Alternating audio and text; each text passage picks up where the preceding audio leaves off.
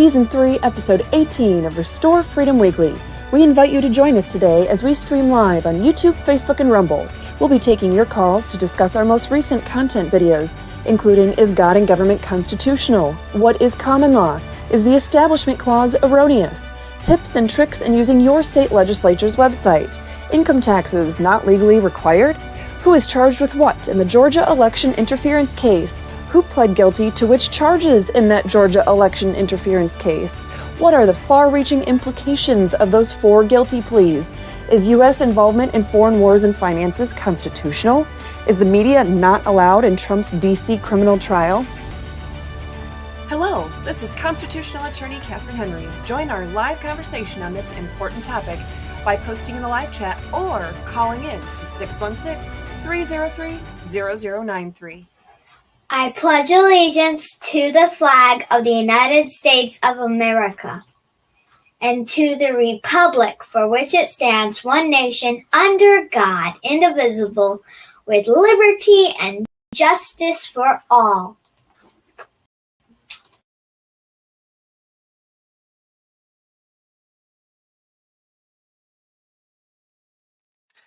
Hello, everyone. Good afternoon. I'm constitutional attorney Catherine Henry. Thanks for joining us today. Nice to see the comments start coming in for those of you who are already joining us. And yes, Emma is quite adorable. I'll admit for half a second, Lori, I thought you were talking about me. And then I remembered that Emma's in the video. So obviously you're talking about her. But hey, she came from somewhere, right? So she had to get it from someone, and I don't have to give that credit to Mike. So anyway, like I said, I'm constitutional attorney Catherine Henry. Hello and welcome to this 18th episode of Season 3 of Restore Freedom Weekly. We ended up doing a change up on seasons. We were going by calendar year, so we started the very beginning of 2022 with Season 1. And we were doing a weekly show, and then we started doing those Constitution segment recap videos. Then in the beginning of 2023, we started Season 2, and same format pretty much, just a little bit of tweaking here and there. But through the course of a whole bunch of different events, things going on in our personal lives, and some feedback from some of you as viewers and commenters on our YouTube channel and other social media platforms, there was a request to do a little bit more of the 10-minute kind of videos. And then some of you, of course, said that you still wanted to see the live streams and be able to have that dialogue and that back and forth. So at any rate, yeah, so that's what we're doing now. So we've started Season 3, I want to say, just under 2 months ago. And this is the second time that we've been able to live stream with the ability to actually take live phone calls.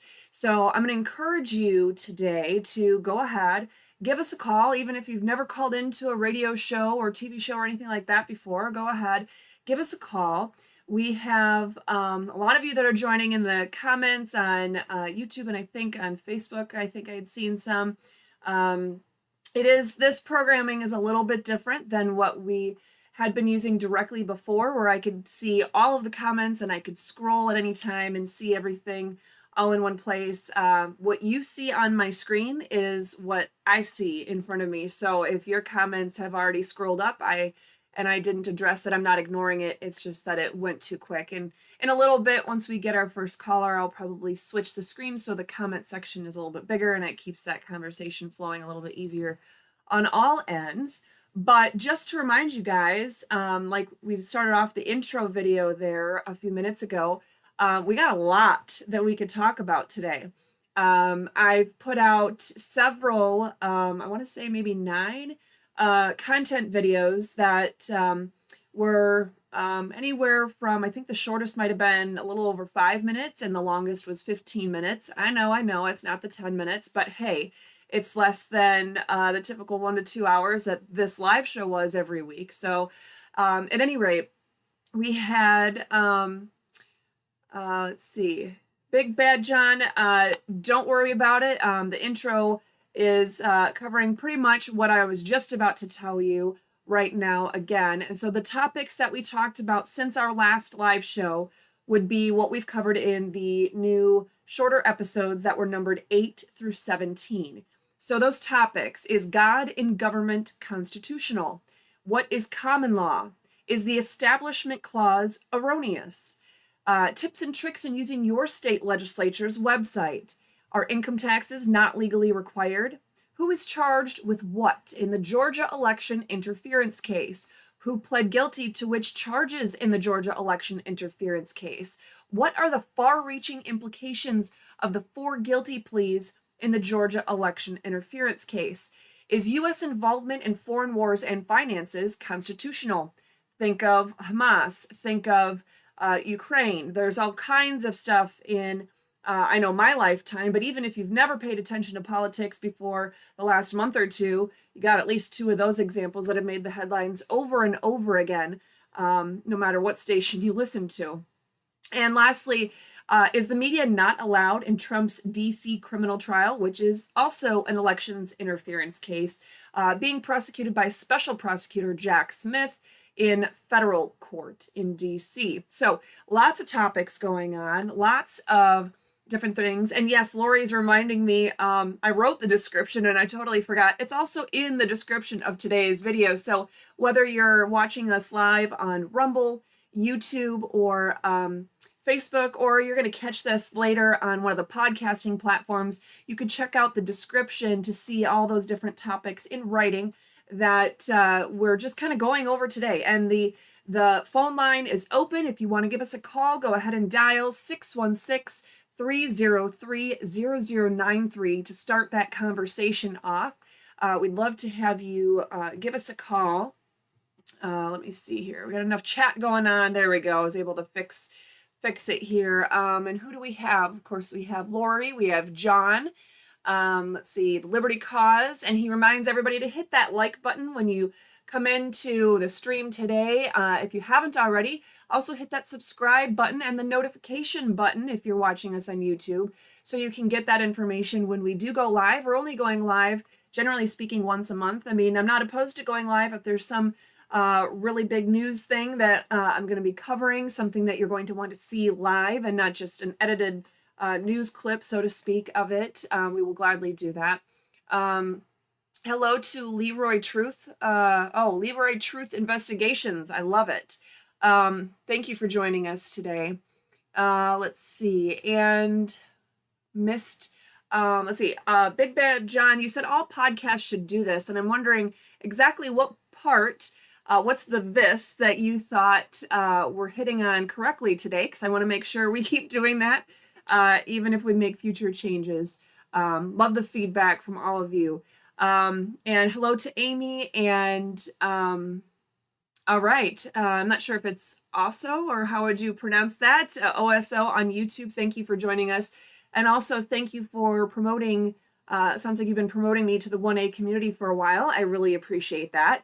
If you are a 1A activist, if you are a First Amendment auditor or something of that nature, please call in. I mean, any of you can call in, but if you have a passion for First Amendment auditing, especially, that last video I did, I don't even think that one was very big or very long. I think that one might have been the 5-minute one.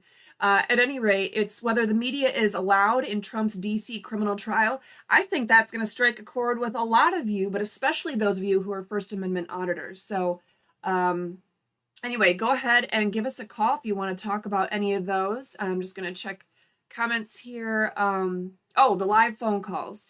Yes. Well, Big Bad John, you saw the fundraiser for getting your license in Florida. I haven't seen it yet. So I guess Foshin got that going somewhere on, I don't know, YouTube or social media or something. That's cool. I'll have to talk to him about it and see if he needs any more detail. Obviously he doesn't if he already got it going. But if those of you who are wondering why there might be a fundraiser to getting my license in Florida, I'm licensed to practice law in the United States Supreme Court, in the 2 federal district courts in Michigan, the state of Michigan, Saginaw Chippewa Tribal Court, and many years ago, I was also licensed in the state of Minnesota, but I'm not licensed for state courts or the lower federal district courts in Florida. And now that I live here, I have the, I guess, the passion to help anybody who's fighting for freedom, really anywhere, but certainly down around here where I live. And although I can continue to provide general constitutional advice or information to people, I can't represent people in court if things go ugly when they're encountering the government unless I'm licensed down here. So I'm willing to do it. It's another bar exam, but obviously I can pass those. So I'm not afraid of a bar exam. Anyway, so that's what that is all about. Let's see. How much does the Florida license cost? Yes, thank you for looking for it, Amy. If any of you can see it, if any of you can find that, go ahead and share it in the comments section again here today, and we'll share it out through our YouTube community page as well as the posts on there and other platforms. So hopefully that kind of explained why I would be doing that. I'm perfectly content helping with just the jurisdictions that I have right now, but it is a little time sensitive and harder to get in on cases such as the United States Supreme Court when I'm flying solo and I'm not working with a big organization that's immediately tapped into a lot of places. So, oh, looks like Lori found a GoFundMe link, and that must be what Foshin set up. What is his, this is a public service. That is his YouTube channel. I was forgetting for a second there, but yes. So Big Bad John was saying that he appreciates the ability to take live calls and wishes that all podcasts would do this. This is the only way I could really make it work with a shoestring budget was to essentially do some stream forwarding and change the platform I'm actually using on my computer in order to live stream out. And so that's why I no longer have the ability to see live all the comments coming in from various places. It's supposed to be showing me comments from anywhere I stream to, but we've determined that YouTube is the only place that it is consistently showing me information. Oh, and it looks like Susan Coburn said hello, and Clay Coey. I'm going to say something about a couple things to both of you, but first, Susan, if you could let me know, if you, or just let Lori know, or whatever, if you received our newsletter, because your email address was one of them that my program just kept saying it was rejecting, and I know you want to receive it, and it's not telling me what the problem was. So if you can let me know if it ended up being a soft bounce and it cleared and we're good, then that's great. Otherwise, I'll have to look into it because I don't want to have you miss out on whatever it is in there that you were looking forward to seeing. So just want to check your comments and if there was anything else. Oh, okay. So he posted it in his community on YouTube. This is a public service is his channel name. So, and you could go to any of his stuff. He's been posting quite a bit. And he started off with, when I first met him, he had like 1,000 followers or subscribers on YouTube. And now he's far surpassed me. Must be nice to not be blacklisted on YouTube. But anyway, he's doing super awesome job in the 1A community, exposing just whatever he sees, whatever he comes across, and that's awesome. So anyway, so Clay Coey is asking how I'm doing and if we are standing strong. Well, speaking of standing strong, there's a few things that we got going on that I could give you guys an update on while we're waiting for a call in. And of course, on any of those topics that I mentioned, I can yammer on, nonstop about any of them. And I will probably just start talking about some of them if we don't get any callers. Come on, guys. You don't know how long. I worked for months and months on trying to be able to figure out how to do the live streaming with being able to take calls on a shoestring budget, and finally got all the tweaks worked out. So you guys gotta give me a call. Gotta call in on one of these topics at least. But anyway, in the meantime, I will let you know an update. Oh shoot, we just got a bunch of stuff. I would like you to be a regular guest on my channel. Awesome. Yes, the First Amendment and police reform or perform. I'm assuming you mean reform channel, but either way, yes, I would love to do that. Yes, okay. That was a typo. Yes, and so Lori gave you our email. If any of you are ever reaching out and you want me to answer questions on a live stream or speak to a group of people that you know are freedom fighters or just waking up to what's going on and finally saying enough is enough, I'm more than happy to do that. Reach out to us at contact@restorefreedomkh.com. Don't forget the KH. Contact@restorefreedomkh.com. We'd love to be able to communicate with you guys about that. A war and a shoestring budget. Yes.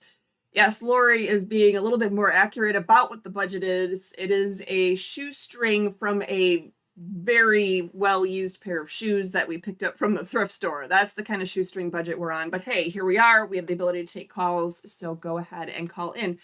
Blind Justice is asking what the topics are, and they're in the description of today's video for those of you just joining, but they're also in well, I'll just tell you what they are. They're the last 9 or so videos that we've done since the last 9 short videos that are about 10-15 minutes or less.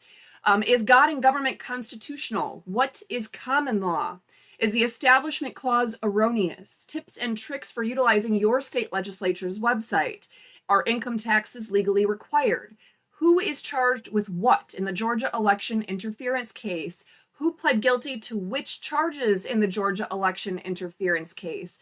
The far-reaching implications of the 4 guilty pleas so far in the Georgia election interference case. By the way, if you only watch one of my videos from the last couple months, watch that one, please. It is heavily blacklisted on all the platforms for some reason, getting a fraction of the views of the other 2 that are the boring lead-up videos. That one has the pizzazz. That one has what it all boils down to. That is the one I really wanted to make, but I couldn't fit them all that information that you really needed to have into that one video, so I broke it down into 3. Anyway, so that one would be good to do. And then finally, is U.S. involvement in foreign wars and finances constitutional? And is the media not allowed in Trump's D.C. criminal trial? But we're going to go ahead to the phone. Good afternoon. Can you hear me? Yes, I can. Is this Catherine? This is. How are you doing? Great. This is Oso420, one of your longtime subs and fans, calling you from Northern California. Oh, awesome. Oh, Northern California. We need to be praying for you and your freedom fight, don't we? Well, it's interesting because, I came from Southern California, where it's obviously very liberal, moved to Northern California, Shasta, where they profess to be Jefferson State, yet it's more draconian here than even Southern California. The sheriffs refuse to wear body cams, which is one of my campaigns. I got the local police to use body cams. I spoke at the Board of Supervisors. I started a petition, and last year they conceded. The Reading Police is now wearing body cams. But the Shasta Sheriff's Department, one of the oldest sheriff's departments in the United States, because this is the home of the gold rush, they were instituted in 1850, the Sheriff's Department, still refuses to use body cams today. So I was starting a campaign called Cams for Hams.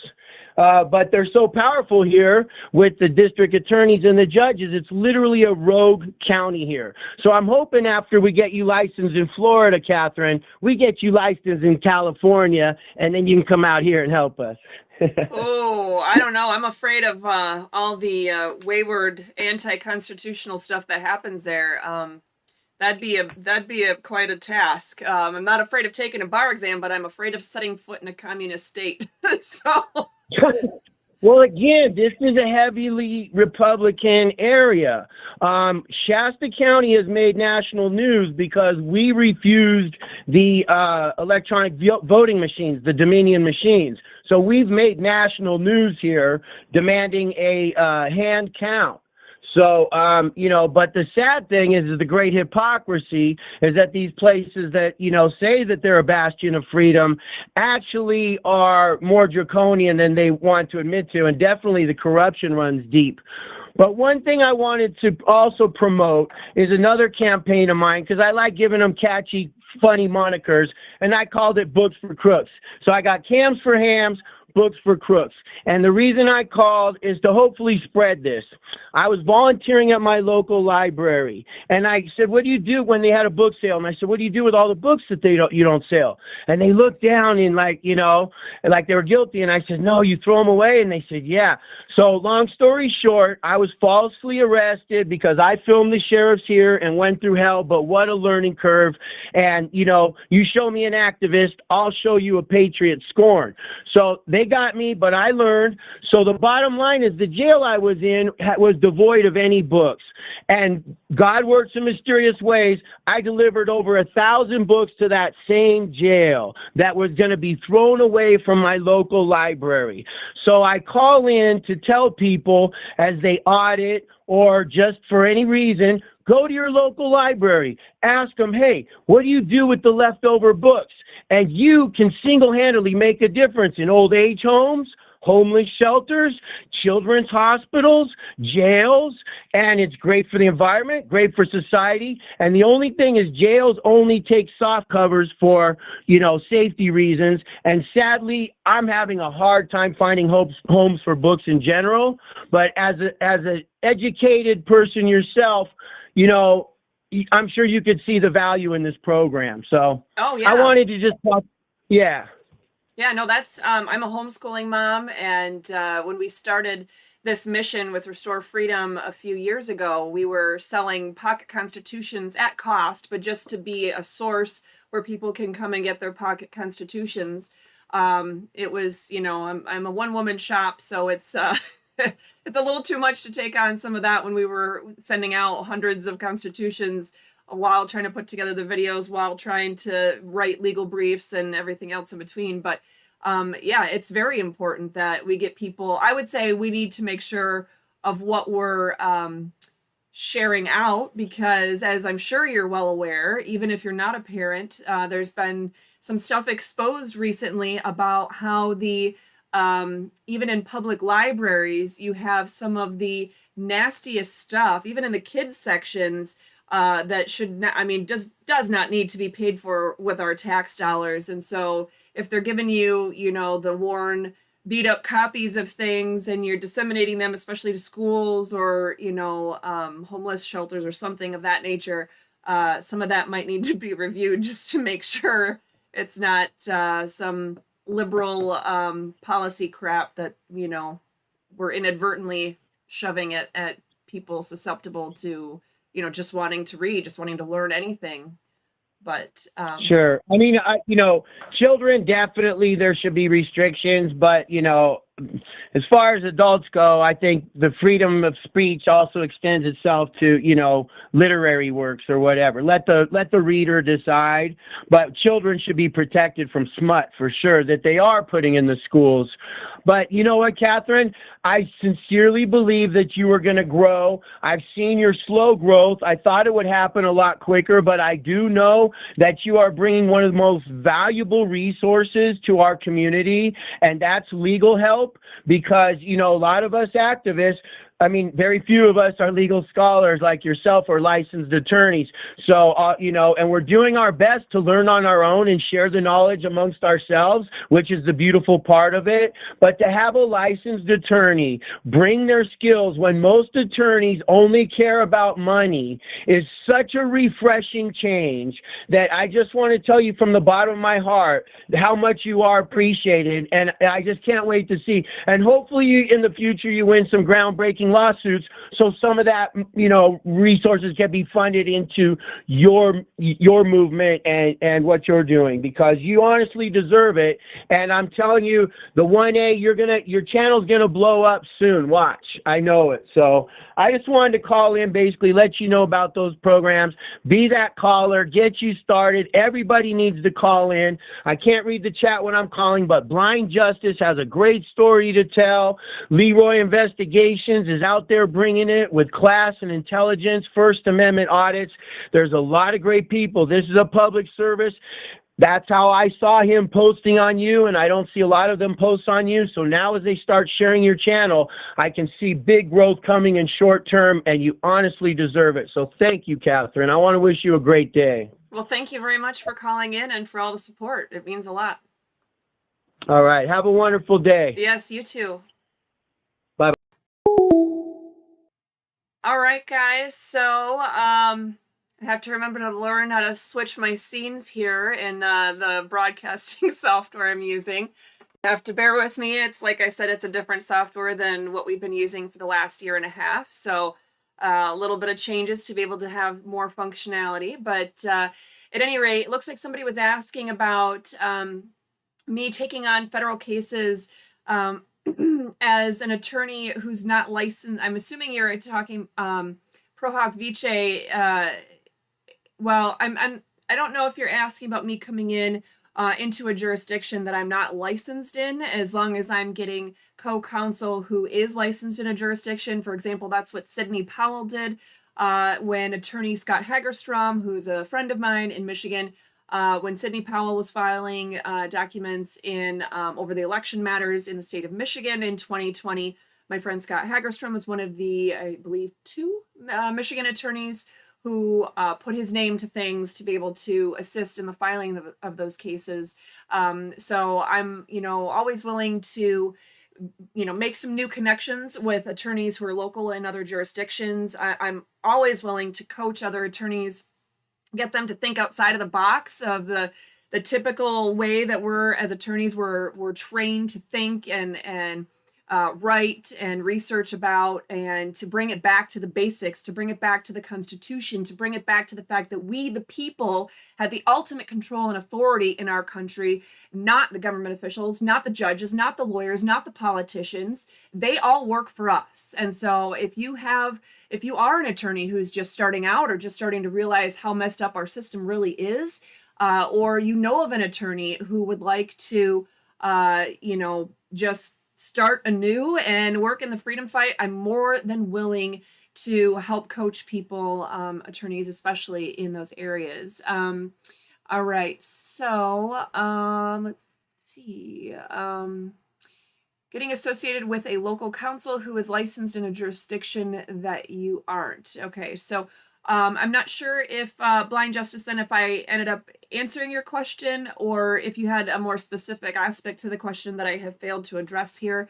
And just so you know, Mr. Michael Henry, if you are watching right now, or if you're just catching this later, if you don't join the chat or call in or something, you're going to be in the doghouse, because there's some good stuff that we got to talk about today, and you and I get really going in our conversations sometimes. So if we have a gap in calls from other callers, you got to be calling in, mister. But anyway, so back to Clay Coey on Facebook. He had, before I do that, I'm going to double check.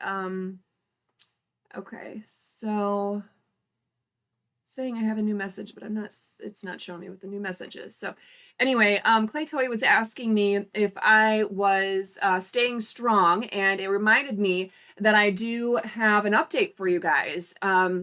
So those of you who are new to me won't know much of what I'm talking about, so I'll try to fill in the blanks as quickly as I can. But those of you who have been following me for quite a while know that we've had some issues with the city of Ormond Beach down here for a while now, and we've had actual legal stuff pending with them for over a year.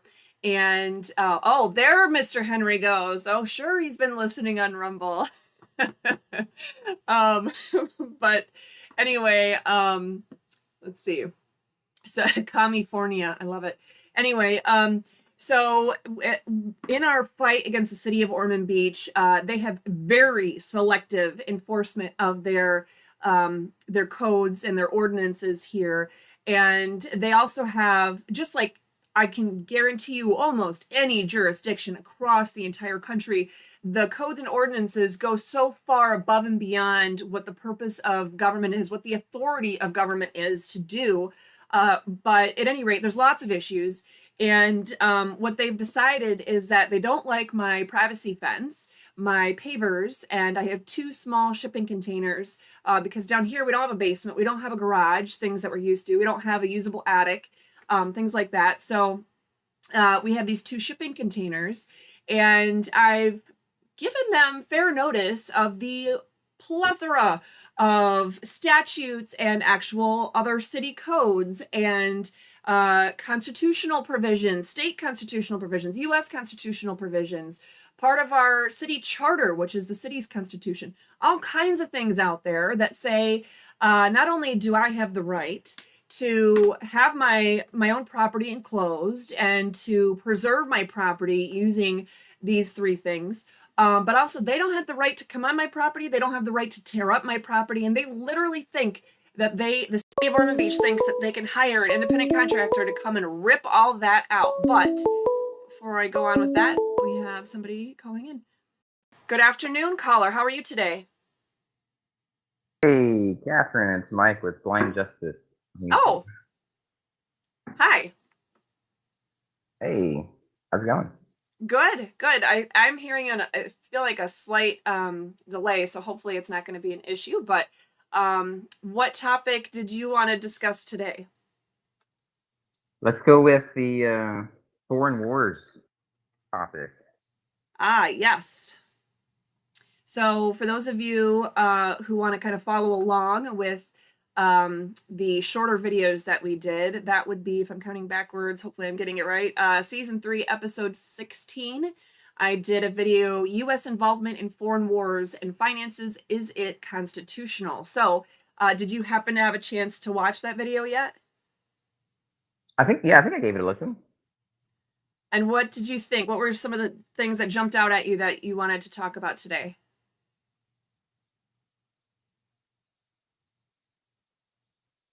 Yeah, I think it's so silly as a military veteran. You know, like the prerequisite for the job is an oath to the Constitution. Yep. I think that's basically the premise of what I wanted to talk about. Like, and it's the same thing with law enforcement. It's the same thing with any government job or office that requires an oath to the Constitution. Which is all of them, every single government job. Well, I mean, not necessarily. I mean, if you're the janitor at the city hall, you're not, you know. Oh no, every single government official. For example, I'll just pick on the state of Michigan because I have that there's a particular statute and part of the Constitution. Article 11, Section 1 of the Michigan Constitution, along with Michigan Statute 15.151, spells out that even if you're a volunteer, and it's the example I use, is if you're a janitor at the local elementary school 1 day a month just volunteering, you are still required to take the constitutional oath in order to serve in that role. And most Really? Oh yes, and most jurisdictions across the U.S. have state statutes explicitly spelling that out, that no matter what, if you're volunteering, whether you're getting paid, whether you're in the legislative, executive, or judicial function, whether you're a janitor, whether you're the governor, if you are working in government at any level, you have a duty, an obligation to take that constitutional oath before you can start that work in whatever capacity. Now what about contractors? What about a what? A contractor, like the city wants to contract out for security, for instance, like they pay a Allied Universal or whatever, some security firm. So would you say that mandate for them to have an oath to the Constitution applies also to the security guards? I would. Anybody, and I hate talking about cases or case precedent, as some people call it, case law.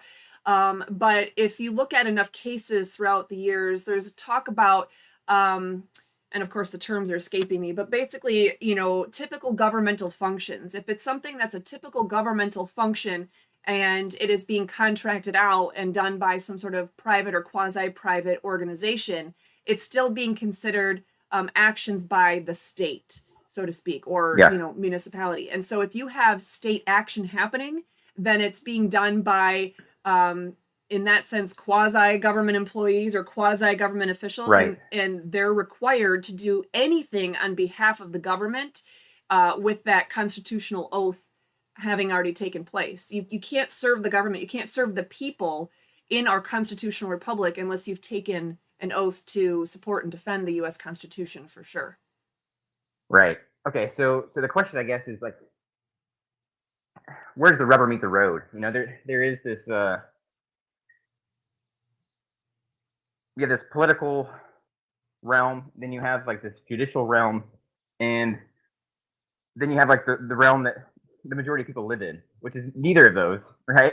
Right. However, these things overlap, right? When they involve the I guess not the other branch, the executive branch, right? When they have the enforcers knocking on their door, or like in your case, putting a citation on your door or saying, "Hey, you owe us money for your fence." So that's when people actually see it happening in their life is when it's way too late, right? When you have the enforcers coming by trying to extort money off of you, or pulling you over to take your money, or at the end of the gun. So yeah, I guess let me try to hone down my question here. With the age that we're in, where people by and large don't go around thinking about government, so they don't wake up in the morning and before they use any of their appliances, they don't think, oh, what are the legislations, what are the laws regulating how I can use my appliance in my household, right? We don't think like that as humans. Like, we don't think, what are the rules preventing me from doing the thing that I just normally do, right? It just happens. It may so happen to be that there are how many thousands of codes or statutes in this state that somebody may try to enforce upon me, and if they do it, then I'll deal with it then. So I think by and large people try to ignore the government as much as they can, and we're also in this age where to do anything online or on an app, you have this click to accept terms and service, like you're agreeing to this contract, and so with that being like the current setting, like do you think that an oath to the Constitution actually means anything anymore? And so it's a two-part question. Like, do you really think it means anything, or do you think it means something maybe just strictly in the legal realm and not in practice? Like in reality, people just click on things all the time. They agree to things, contracts all the time, but not really. They don't really know what they're agreeing to. 100%. It means something to have an oath. It means something. A contract means something, and it's just the hard part is figuring out how can we hold them accountable when they violate their oath, or when they don't take when they literally haven't even taken the oath.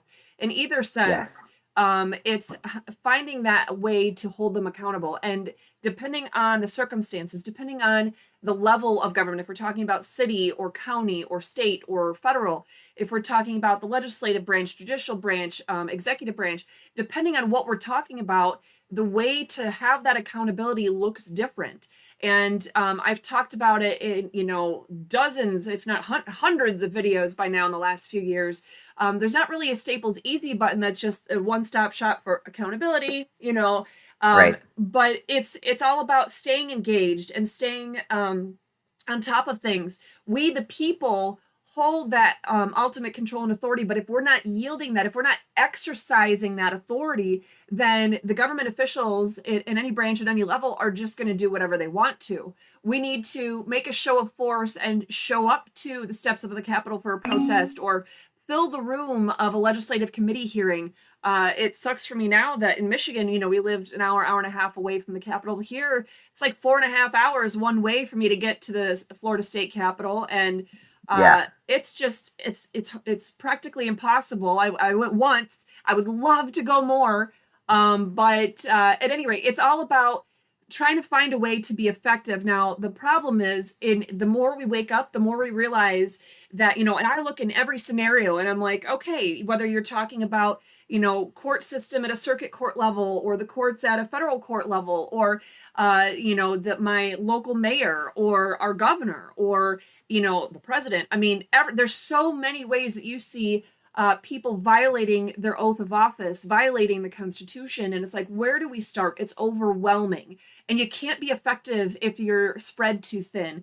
That's why I Right. talked about this year in, I think I brought it out in December, but kind of hammered on it again in January of this year. I called it 3 for 2023, trying to get people to focus on 3 topics, no more than 3 topics. If it's less, that's fine.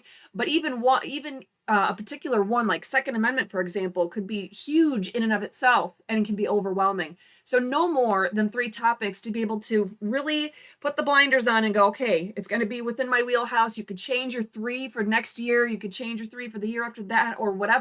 But that way you have 1 year to focus on those topics that are most important to you. Maybe it's First Amendment auditing. Maybe it's, just generally speaking, the freedom of the press or freedom of speech or freedom of religion or whatever it might look like. But that way, no matter who's coming into your realm and trying to trample all over that particular right, you can focus a little bit better. Or maybe somebody wants to focus just entirely on their city government and just start going to every single city council or city commission, as it's called in my area in Florida. Go to those governmental meetings, read the meeting packets. When I was most recently in Michigan, I was a township trustee. I was on the local board of the 7th largest township in the entire state of Michigan, and we had a lot of stuff going on. And once I got on the board, meetings went from 15 minutes on average to 3-4 hours on average because I wasn't going to take their shit. I was going to read the law. I was going to read the Constitution. I was going to actually read every single page of the meeting packets. And then if we had to vote to approve something that one of the lower boards or commissions like the Planning Commission or whatever had done, I was going to read their packets and all the notes and things that came out of those meetings to know how they arrived at that decision and make sure that I had all the supporting materials, because that's our job. And what were we getting paid? I want to say it was like, $1,000 a year or something like that. I mean, it didn't cover the expenses of printing all the paper and doing all the stuff and going to all the meetings. So it's not about that. But it's about doing your civic duty. And that's what we need more of. So can it be done all the time at all the levels, in all the ways? No. It's a never-ending battle if you look at it that way. But can you have real effective change if you're focusing, on, say, medical freedom? And you're joining up with, Moms for Liberty or Michigan for Vaccine Choice or Children's Health Defense or something of that nature, or, you focus on Second Amendment issues or something like that. There's a way to have, bring in that accountability. And maybe it's talking about recalls. I don't know if you've heard recently, but I think it was Green Charter Township in Michigan, in the central-ish Michigan, where they were trying to put in the China battery plant. And I want to say it was either 5 or 7 member board. And it was a 7-member board. They all voted in favor of it, despite everybody, the whole community coming out in droves and speaking against it and saying, what are you doing? First of all, we don't want China to own any part of our land. And we don't want this battery plant that the governor's calling to bring in all these jobs, because what is it going to do to our environment? I mean, the Democrats are huge on all these environmental control issues, but yet they're encouraging bringing in a battery plant. Like, hello.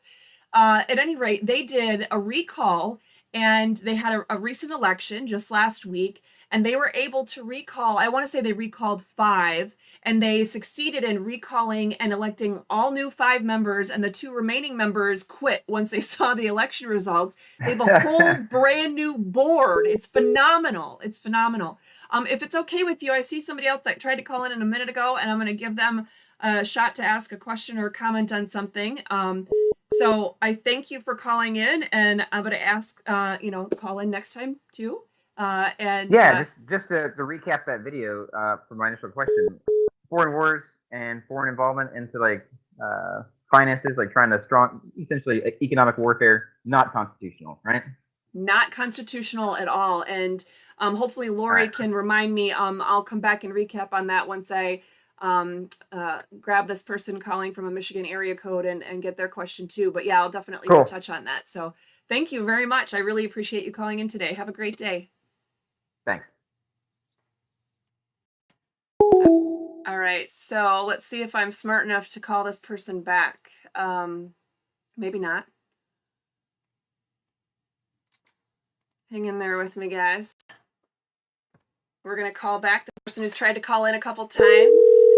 And Hello, this is Clay. oh, this is Clay. Oh, hi, Clay. How are you today? Who's this, Lori? No, this is Catherine. I saw the number calling in Cat twice. Henry, oh my God in heaven, how have you been?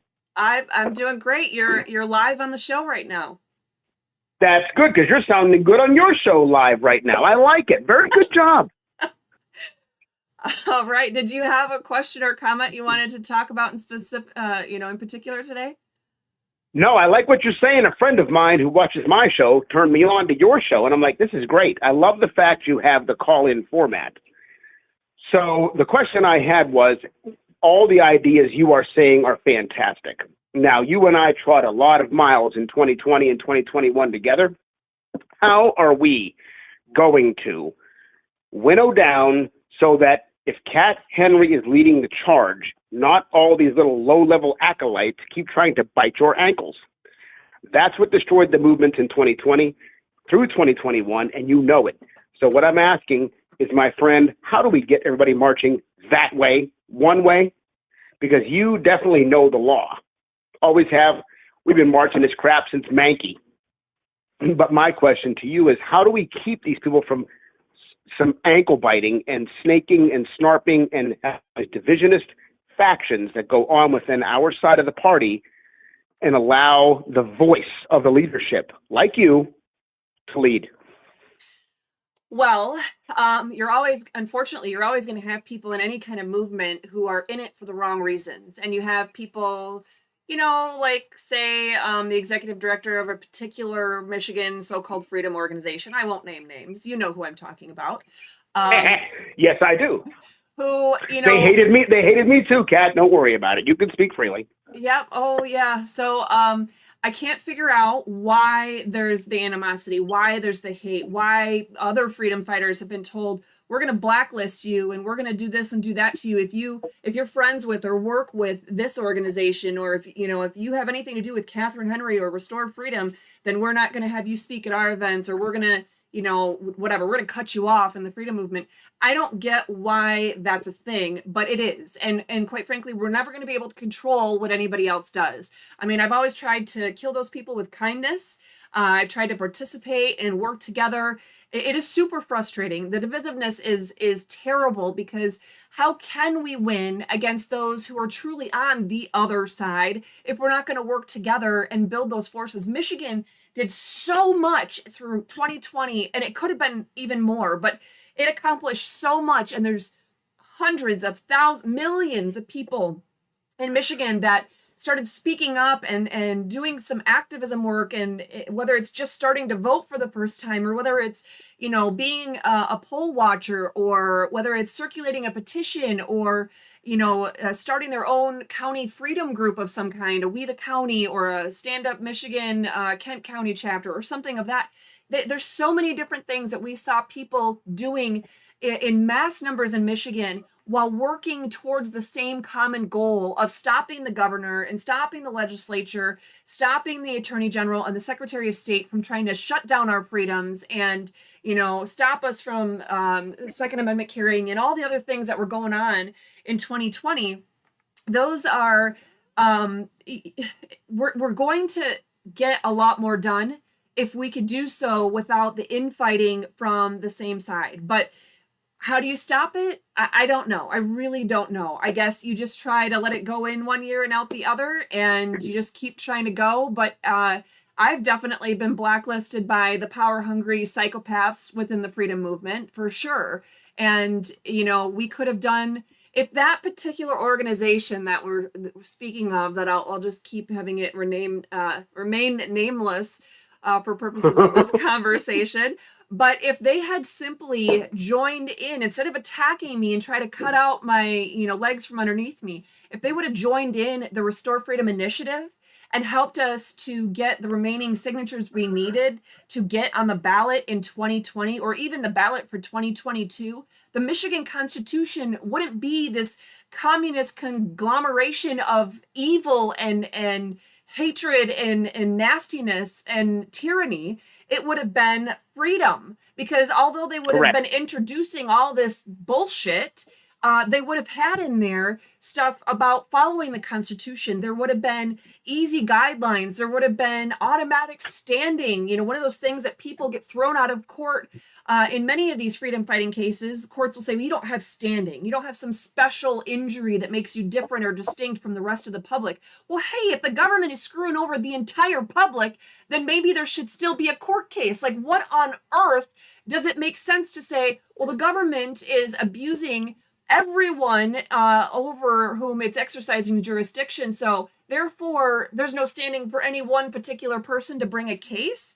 I mean, that's just Absolutely ridiculous, but that's what happened. So if that particular group had joined on board, we would have been able to make a change that would have started a domino effect across the entire country.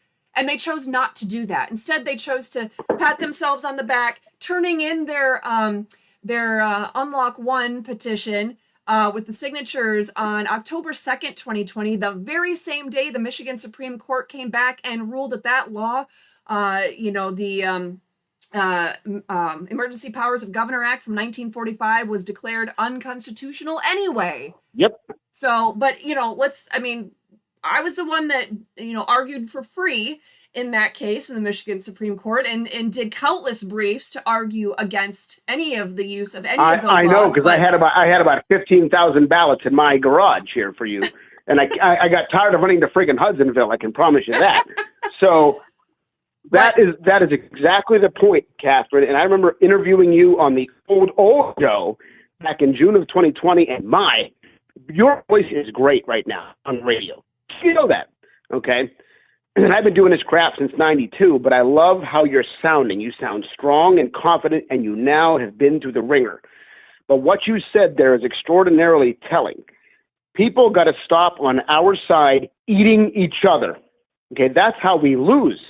Even if we have petty disagreements, because the same folks that hated you hate me too. And this crap happened back in August and September of 2020. That's water under the bridge. But the greatest ideas of all come from the folks that were there on day one. That was you and me and about 10,000 others, Kevin Skinner, you can name them down the line. And where did they all go? We all scattered. And that's very sad. So I would love to have you. Now, I've been on your show. Thank you to Susan Flint Coburn, by the way, who's wanting a shout out right now because she said Cat's live. And she knows I love you. We talk about you on my show. But the bottom line is, we've got to stop on our side doing that ridiculous destruction and what do they call it? Politics of personal destruction. Yeah. On our side, because it's destroying our movement. I watched it happen all the way from Fremont until 2021. And by that point, it's like, screw this crap. It's ridiculous. You're fighting for nothing. It's like fighting for Pickett's charge. When we regroup, because we were there on day one, in April of 2020, Operation Good Luck, you had 100,000 people downtown in Lansing. There's not 100,000 conservatives in Lansing, but we were all there, lined up, and it looked like New York City. If we don't get back there, my friend, we're going to lose this. So I'm so glad that you did this, okay? And I'm really glad that Flint Susan Coburn, that's what I call her, Flint, she'll get it, because I know she's listening now. But the bottom line, these voices, too many of the people that for themselves busted apart your movement, my movement, her movement, their movement, Kevin's movement, Garrett's, whoever. You could name them down the line, whether you agree with them 100% or not. It became so tribal and fractious, and that is exactly how big government wants us. Tribal and at war with each other. We are easier to defeat if we are tribal because we're doing our dirty work for them. But we work together, we're unstoppable. Absolutely. Ma'am, I want to thank you for your time. Great show. And your voice is so much better. Remember June 2020 when you did the show with me? That was great. I did that to my basement. I did that to my basement on the old Eagle and Badger show. Oh, my God. You sound great now. You keep it up. Okay. Well, thank you. Thank you for calling in. I appreciate it. And you have an open invite to my show, ma'am. Anytime you like. Kat, keep it rolling. All right. Anytime you need help, you know where to find me, okay? Thank you very much. Yes, sounds good. Have a great day. Bye now, dude. Keep it rocking. Bye. All right, guys. So if you want to give us a call, 616-303-0093. We'd love to take your call. I think I was able to call back. The only person that I had seen call in a couple of times. Oh, of course, as soon as I close that, we have a caller calling in. So give me a second here. Good afternoon, caller from Florida. Hey, Catherine. How you doing? Oh, I recognize that voice. I'm good. How are you? I'm good. Yeah, I was listening to Blind Justice, who, by the way, I know has done some fantastic work. And I really just kind of wanted to dovetail off of what he was talking about with some things that are going on right here in our own backyard. One that you'll love, our new mayor down here, who I believe you met in my home around this time last year, has gone so far to the dark side now as to be on board with an ordinance that would allow code enforcement to come and barge their way in your house to check to see if your dog has adequate food and water. And He who thinks that's is your mayor? Santiago Avila. No, yes. And not only did I meet him, I had him on my show, remember? I interviewed him when he was freshly elected. He has gone completely to the dark side, and I don't know what's going on with him. But, yeah, I mean, literally, we didn't have a budget. I mean, they voted on a budget, unlawfully voted on a budget that did not exist. The budget that they finally just put out for the public is still missing items, right? But yet they were able to take around 2.5 hours to have a workshop on this ordinance for animals, for dogs, so that code enforcement can come and knock down your door if they believe your dog doesn't have fresh water. And I mean, if you go back and watch this meeting, some of the stupidest things in the world were said. And we had one commissioner up there, Jody Lee, that, I mean, he really kind of drove how stupid this whole thing was home. He literally asked one of the directors of code enforcement, so if I've got a parrot that's a tropical animal and it's outside and it's over 85 degrees, I have to have an air conditioner for the parrot? And they looked at him and said, yeah. Now, at the same time, they had somebody from the sheriff's department there telling them, we can't enforce this. But that did not deter them from moving forward with it. Lovely. Well, yeah, so I'm going to talk about the most obvious there. There's this little thing in the Constitution. It's called the Fourth Amendment, and it protects us from unreasonable searches and seizures without there being a warrant that has a signed affidavit, sworn affidavit submitted with it that indicates the specifics of the things to be seized and to be searched. The whole concept, there has to be probable cause in order for a warrant to issue, things of that nature. So it's very disturbing that the people of any party, Republican, Democrat, Independent, but at the federal government level, at the state government level, or local level, where they apparently don't even know how to read the Constitution. I'm guessing at this point they don't know how to spell the word Constitution, because that's a huge Fourth Amendment violation. What's that? This commission that we have here, they do not. They do not know how to read it. They don't know how to spell it. And everything that I thought that Santiago had learned about it, apparently he has completely forgotten. I don't know whether he got hit on the head. I don't know what happened, but like I said, he just, and I mean, and it's so far beyond even something that's not even an ordinance yet, just them kicking this absurd idea around. Right. When we talk about this oath that they take, but yet you can't get public records. They'll fight you. The only thing that they really seem to understand is, court order. That's it. And literally the new phrase is sue us. Everybody, in every level of government that we have here in this county, it's if you don't like what we're doing, sue us. And it shouldn't be that way, that we have to go to the courts to, to seek relief because our elected representatives just flat out refuse to follow the law. Right. And we have a very, very strong sunshine law in the state of Florida. And these people just, and it's not just in this city, it's in your city, it's in Daytona Beach Shores, Port Orange. It doesn't matter where you go in this county. You go and try and get public records, especially ones that will be embarrassing to them. And they are going to fight you tooth and nail. And they are going to break the law until a judge tells them that they are no longer allowed to break the law. And they simply do not care anymore. This is where we're at this time. Yeah. Well, quick hi to Adam, who's joining us on Facebook. Thanks for chiming in and joining us today. So we didn't identify, but this here, this is the Liberty Cause that is joining us today. And Mr. Liberty Cause has been fighting for freedom for quite a while and keeping an eye on what's happening locally as well as statewide and nationally as well. But yeah, he's just, if those of you are just tuning in, he's been highlighting what's happening just in our very own county on a citywide level where he's at, but also in the county as a whole, and how, the oath of office is pretty much being trampled all over, and they don't care. It's a lack of understanding. It's also a lack of care, whether they don't care if they do understand the Constitution. They look for their corporate counsel or legal counsel to, well, can we do this? Oh, okay. Well, you know what? When you take an oath of office, that oath doesn't mean you go and ask your corporate counsel or, the city attorney or whatever you're calling it these days in your community. You don't look to the attorney to go, can I do this? No, you read the damn Constitution yourself.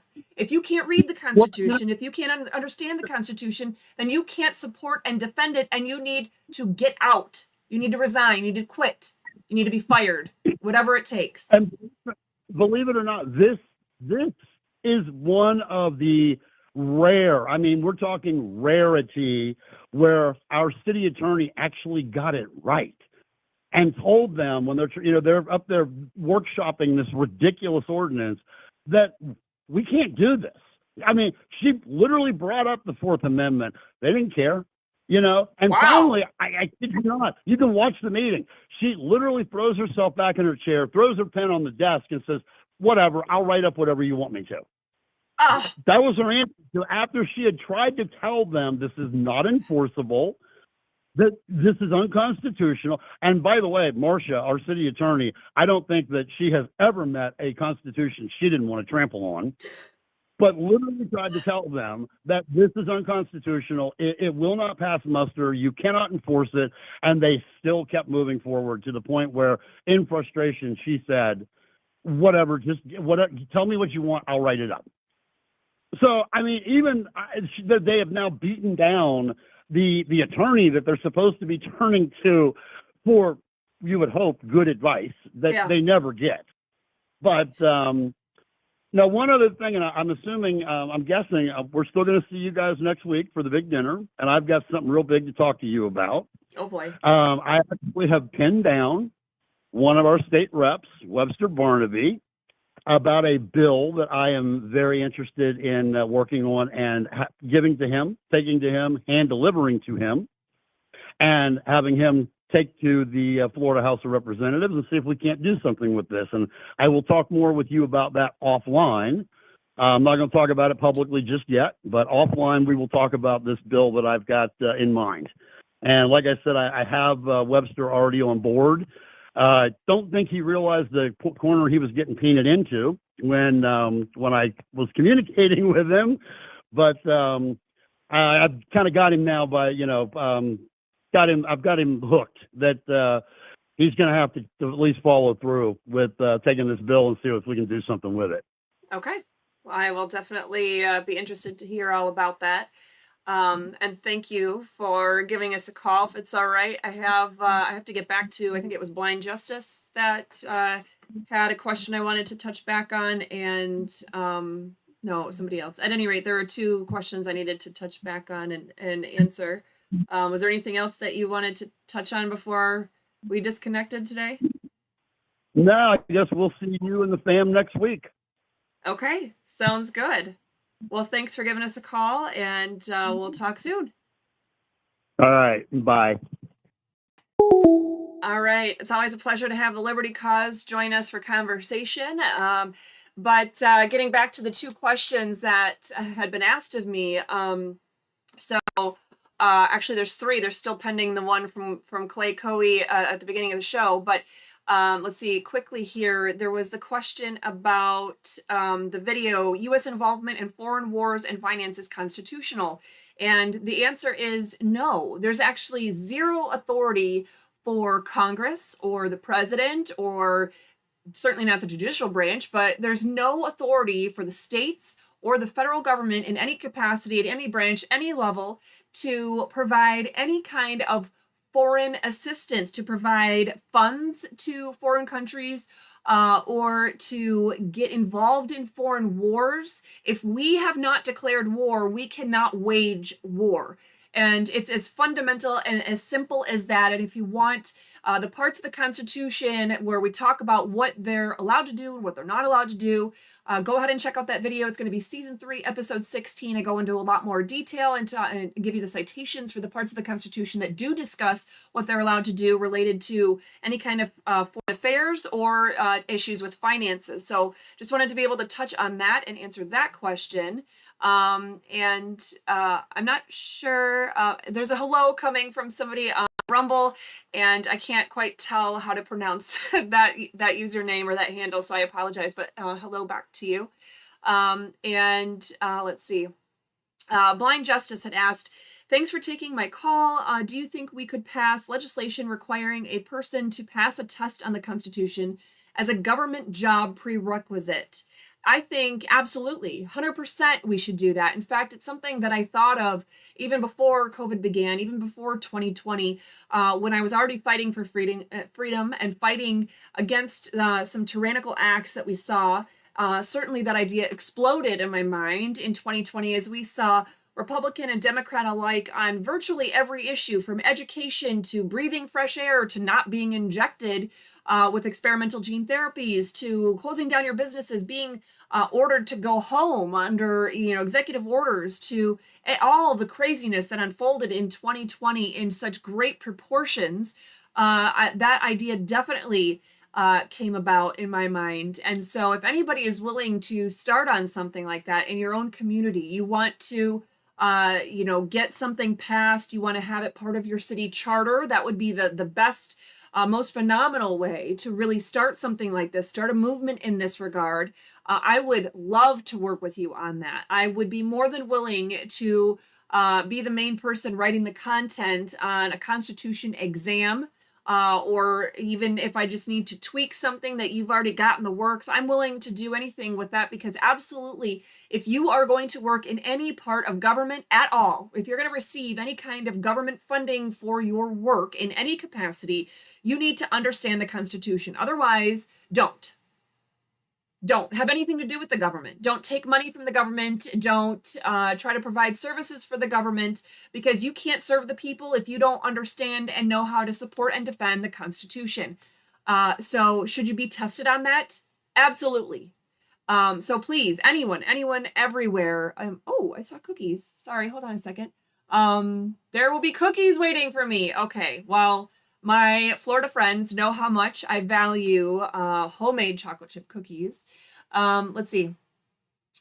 Another one. Okay, so Blue Steel, hello, and thank you for joining us from Gainesville, Florida today. So Blind Justice asked if I agree or disagree, a constitution should be treated as a code of conduct for the government worker. Yeah, I mean, I guess I could see that. The whole point of having the Constitution is to have in one place the form of government, the structure of government, the restrictions placed upon the government, where we are dishing out only certain pieces of authority and power, and where the government has to, if you're in government, you have to go through that lens and go, do I have permission to do this somewhere in this little book right here. Is there permission somewhere in the U.S. Constitution for me to take this particular action? If you do not see the permission to do so explicitly granted, then the answer is no, because there's no blanket grants of power or authority to any government officials at any level. That's not how we do things. And if you're not in government and you're just wondering if you have the right to do XYZ, let's put it this way. You have the right to do anything you want to do where you're not harming somebody else. You have the right to live your own life without government interference. And your job is not to look in this and find where you've been given permission to breathe without wearing a mask, where you've been given permission to go to work without being injected with experimental gene therapy, where you've been given permission to keep your business open, even if the government says, no, we're afraid of this bioweapon that's been released from China or whatever. You don't have to look for permission for something if you are just trying to live your own life. But if you are in the government, you 100% have to look to where you've been given permission to do anything. If you don't have the permission in the Constitution, I don't care what ordinance or state statute or even federal law there might be that supposes to give you this authority. If the Constitution does not give you the authority, then you don't have it, period. So should you be tested on it? Yeah. Should it be viewed as a code of conduct for all government employees? Yes.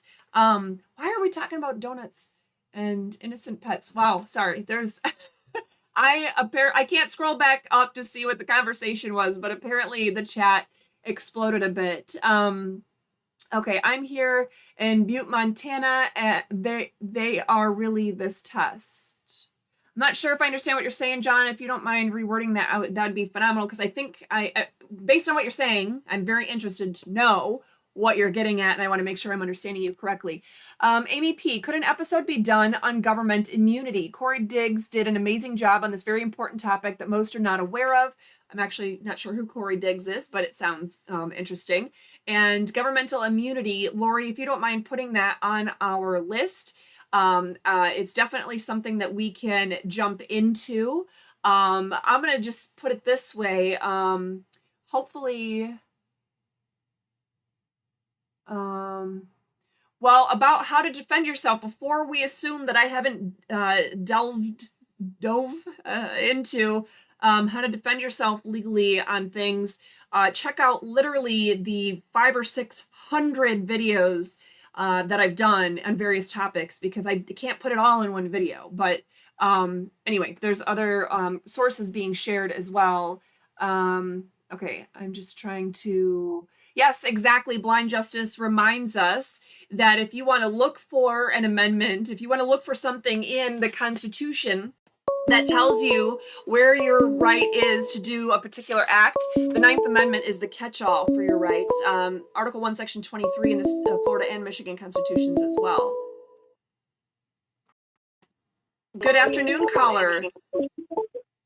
Hello, Catherine. This is John out of Butte, Montana. Oh, hi. Yes. Hi. Sorry, my spelling is trash. I can totally understand. We can't be great at everything all the time, right?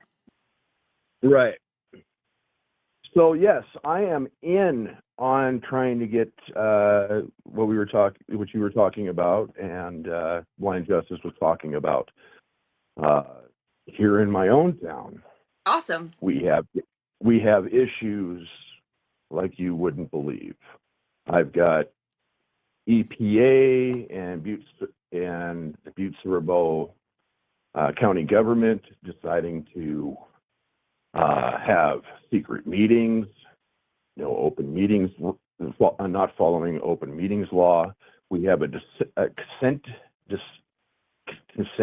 decree from the EPA because of our hazardous waste that we have here in Butte.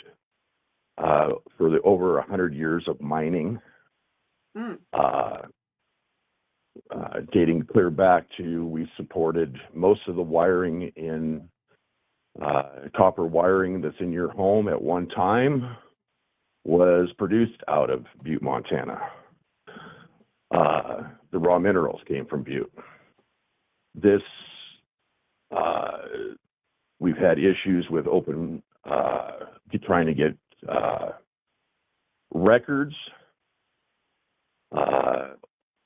Under Montana law, it's the right to know. It's not fully, but it follows the same concept, which unfortunately on the state side is very bleak, is the way it was written, and very open to interpretation, shall we say. The couple of meetings back, we had a constituent come to the commissioners and state, hey, I want this record. They won't give me the record in a form that I can read. That form, in her case, would have been something that was able to be read to her. So it's the form they wanted to give her was a picture of a picture of a picture of a record, and it wasn't able to be picked up by the computer format to be able to read it to her. So we have violation of ADA law. I mean, it's just ongoing. Yeah. There's a lot of ADA violations. It's extraordinary. There's if you really think about, now ADA of course is a statute, but there's things about that make sense, where if you need a reasonable accommodation to be able to participate in a typical function of government, whether it's to oversee what your local legislative or executive branch is doing, or to participate in something going on in the judicial branch, if you have a court case brought against you or something of that nature, and you need some sort of reasonable accommodation. Me, for example, mine was in fighting against, Allegan County, Michigan. It was, I'm hearing disabled, and they kept wearing the stupid ass masks and being behind super thick plexiglass. And I'm like, really?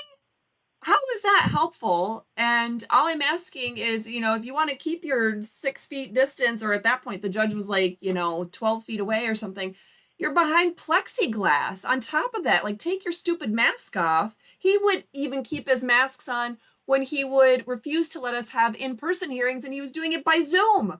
So he's, totally screwing with me on my ability to be able to hear what's going on.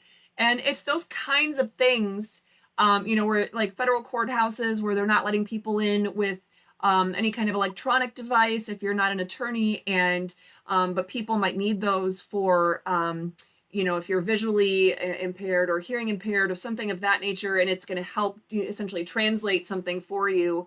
And they just don't, they deny people having those. It's just ridiculous, the amount of things that people go through, and it's not just judges, but it's just a clear example of how the government just doesn't care, and they trample on people's ability to participate freely in our constitutional republic. It's just disgusting.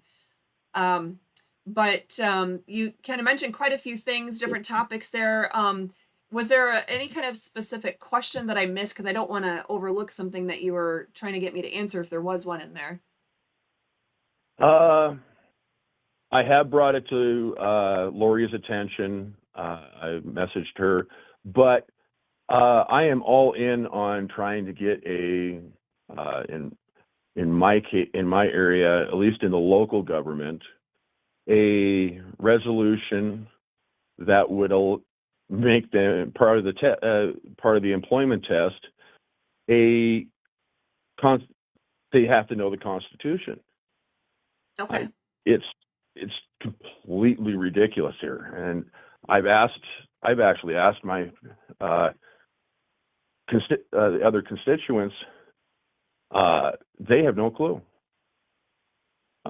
This is Montana. I mean, we got more guns than we do people. I need to go there. But yet we want to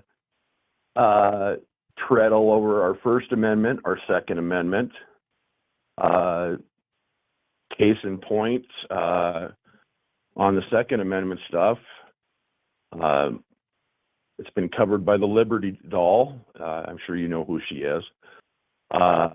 Actually, don't. There is a case out of, she's another YouTuber. Okay. There is a case right now of a guy in Billings, Montana, who is being prosecuted under the federal statute for having a gun within 1,000 feet of a school zone in his own yard. And I mean, can you say ridiculous? You want to talk overreach? Yeah. There's many instances. It's just not here in my town. It's throughout Montana. Blind Justice has seen it. Leroy has seen it. There isn't a First Amendment auditor out there that has not seen it. Right. And anybody who pays attention and doesn't put blinders on as a resident of any city should see it. No, you live in a city, correct? Not just a village or township or something of that nature. It's a city. Yes, it's a city. Do you guys have a city charter? We have a city charter. On that city charter, the chief executive decides to read it as he sees fit, and it's it's a doozy. Well, I would say that your best bet, if you want to secure something that would last more than one election cycle, is not to have a requirement for a constitutional test within a resolution, but rather as part of the city charter. And generally speaking, I mean, I haven't read yours, obviously, but generally speaking, city charters have some mechanism or some way, it might be spelled out in state law, it might be spelled out in the charter itself, about how you can modify the charter. And generally speaking, there's a way for the people to bring some sort of petition or get something going, get the ball rolling on getting the voters to vote on a change that could add something like that to essentially to your city constitution, your charter. I would suggest doing that. And as far as, any kind of government official, chief executive or otherwise, reading whatever they want to in your charter, I mean, yeah, that happens unfortunately everywhere, but changing or adding, giving any kind of teeth, giving something with meaning and purpose into your charter would be, I think, the best way to go. If not, then I would go with an ordinance, and if not, then a resolution. But resolution has the least amount of oomph. A resolution is not a law. It's only something that can govern how the inner workings of a particular body can function, but it can't regulate the public. It can't do, a number of things. Correct. So that would just be my suggestion. And if you're at the beginning stage, it might be. You. What's that? Me learning that. I have to thank you for me learning that from you. Oh, okay. And they're all, anything's better than nothing in terms of trying to get in, the point of what you're trying to do and have a test be created and implemented, that you have to pass a test on the Constitution if you're going to serve in any kind of government position. The whole idea is phenomenal. So however you could do it, great, but you might as well start, see what you could do, especially since it's a city that you're talking about. Even if it's a city, New York City with millions of people, or whether it's a city, that has 1,000 people or whatever, anywhere in between, there's ways to get it done. And it can help to start setting precedent on how to make those changes happen in other places, to potentially grow, into a bigger, to your county or to your state level or things like that as well. So. Right. All right. Well, I thank you, Catherine. There's a lot more I could discuss, but we don't all have time. I want to give everybody else time too. Okay. Well, and don't forget, we'll be doing this every single month, at least once a month. If it does take off, then starting in January, I'm not opposed to doing more of these, 2 or 3 or whatever a month, to ask or answer constitutional questions and talk about constitutional issues. But at least once a month, we'll be doing it the second Tuesday of the month. So we'd love to have you join us back next time for any more thoughts or updates or anything else. So. All right, we'll be there. All right. Thanks. Have a great day. And happy Thanksgiving. You too. You too. Thanks. Bye. All right, guys. So, let me see here. I'm going to, there. All right. Like I said, bear with me. I'm trying to remember how to use all the little features and buttons and options and things. And it's 5,000 degrees in my office right now. So anyway, one thing I want to do real quick is take a look. There was some, oh goodness. If there were comments coming in on any of the platforms that I happen to miss, because it's all been scrolling right past me and I've been trying to read while listening to the callers and that kind of thing. If there's any comments that I'm missing, please don't ever hesitate to put it back in. Otherwise, if you want to call in with your comment or question, that's always fine too. You can reach out to us if it's something that would work better, the format, just to email us or something of that nature instead, that's fine. But at any rate, the update that I was going to give you guys about this case, like I said, it's not just the city of Ormond Beach wasn't just sticking some sort of notice wanting some sort of, fine for us putting in the fence, the pavers, and the shipping containers on our property. No, they instituted proceedings illegally and unconstitutionally against us. And they have this order from a magistrate who used to be a circuit court judge in the area, who literally disregarded every state law, every constitutional provision, you name it, and gave them an order that says they can come and take our property in violation of the 4th Amendment, the 14th Amendment, you name it. They have an order that says that they can come and rip out all of our pavers, rip out our whole privacy fence, rip out our 2 shipping containers, and if they happen to destroy any of the rest of our house or property in the process, they're immune from any kind of damages, and we have to pay them for coming and ripping it all up, aside from the daily compounding fines and fees for having these things. And so it's above and beyond. They're not just telling me I can't have it. They're saying they can come and literally take it. I mean, huge 5th Amendment, takings clause, like, hello, it's called the takings clause. You can't just come and take my stuff. You didn't follow any state laws or procedures on the takings clause. But anyway, that's what they think they have a right to do. We filed our appeal. We started the appeal process in March of this year. According to all the rules and procedures of the Florida courts and court rules and statutes and everything else of that nature.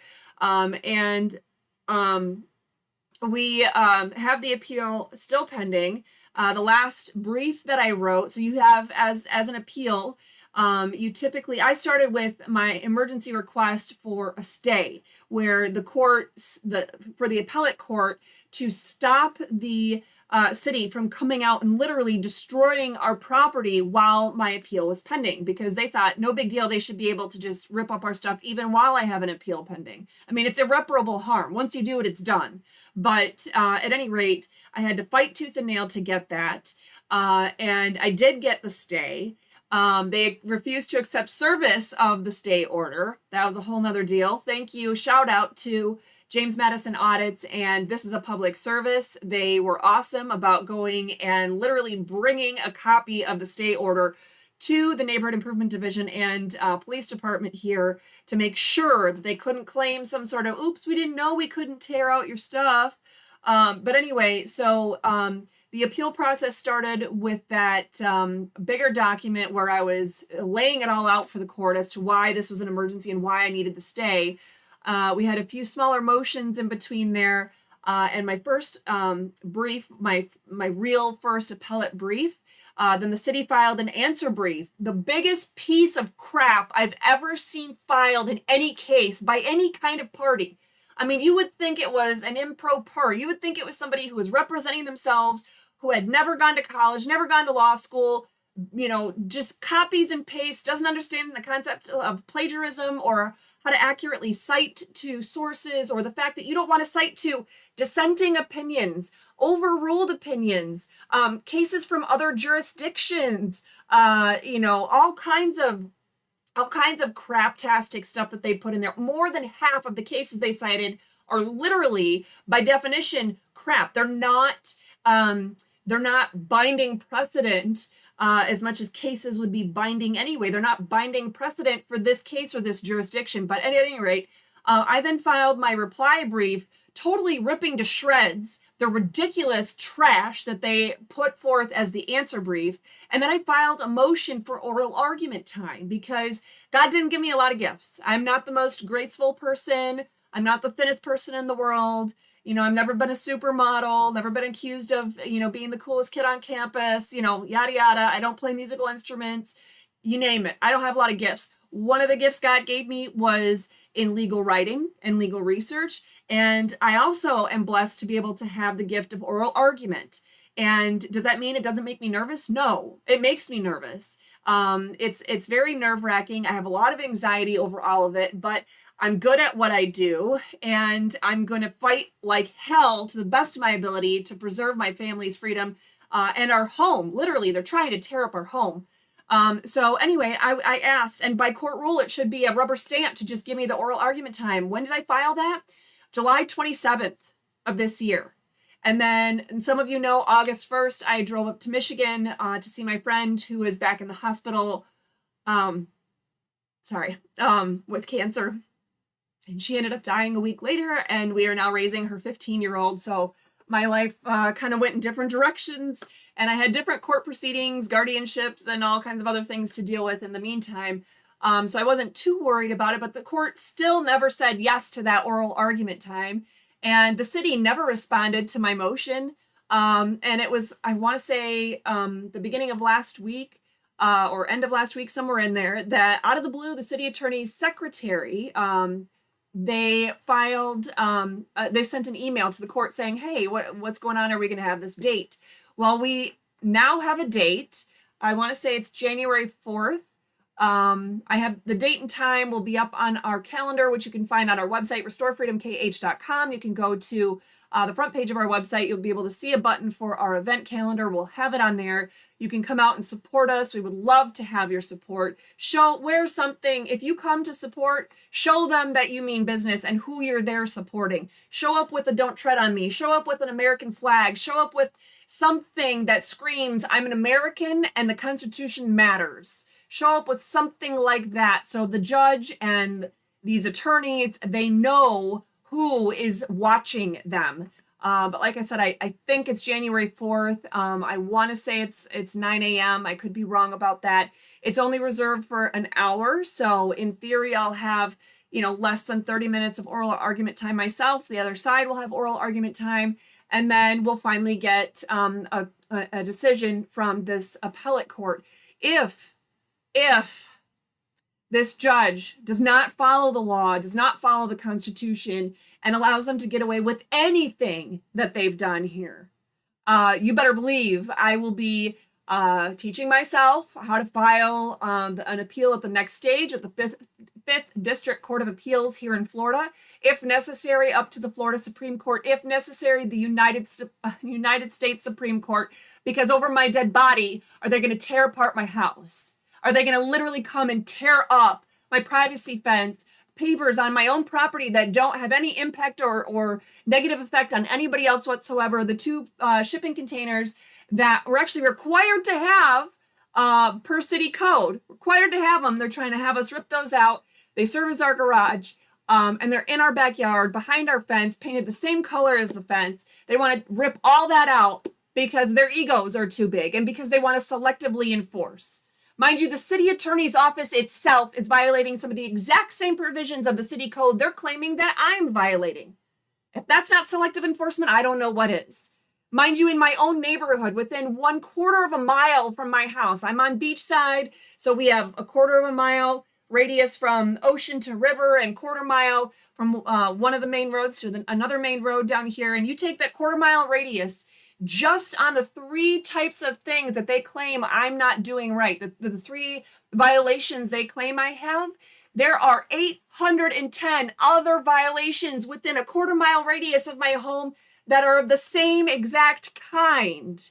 810 in a quarter-mile radius. If you multiply that by the land mass of the entire city, that's over 115,000 concurrent violations of just those 3 kinds of things that the city is saying, nope, those are fine. We're going to go after her. But all the rest of these are totally fine. It's garbage. That's what that is. And so if I'm not willing to stand up and fight for my rights and fight for the rights of anybody else going through any of this stuff, then who would be? So as soon as I'm done winning this battle, I then have to sue the crap out of these assholes.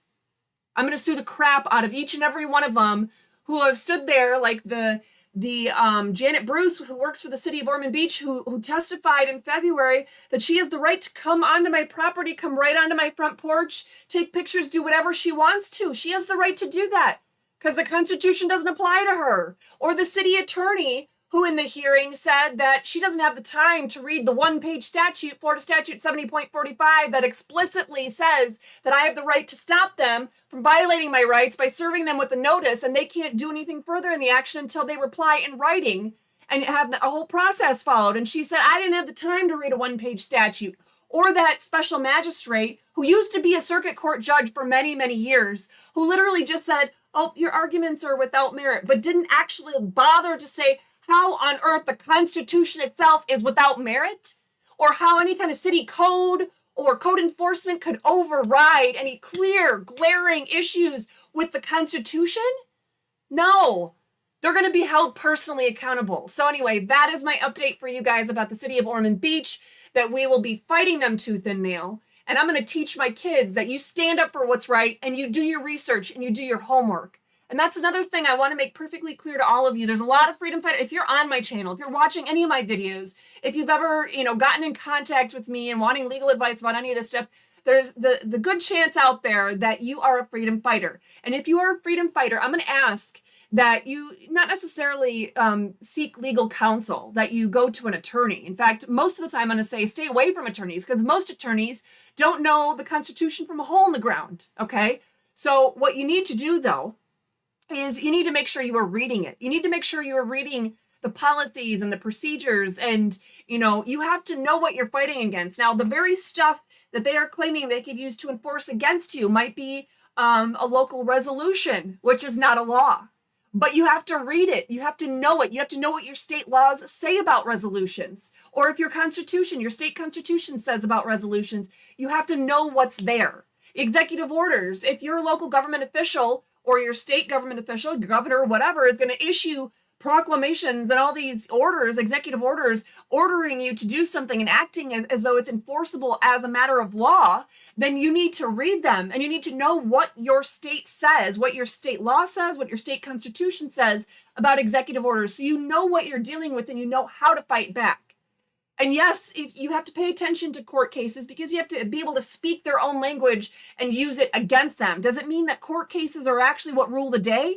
No, because cases are not law, because the judicial branch does not make law.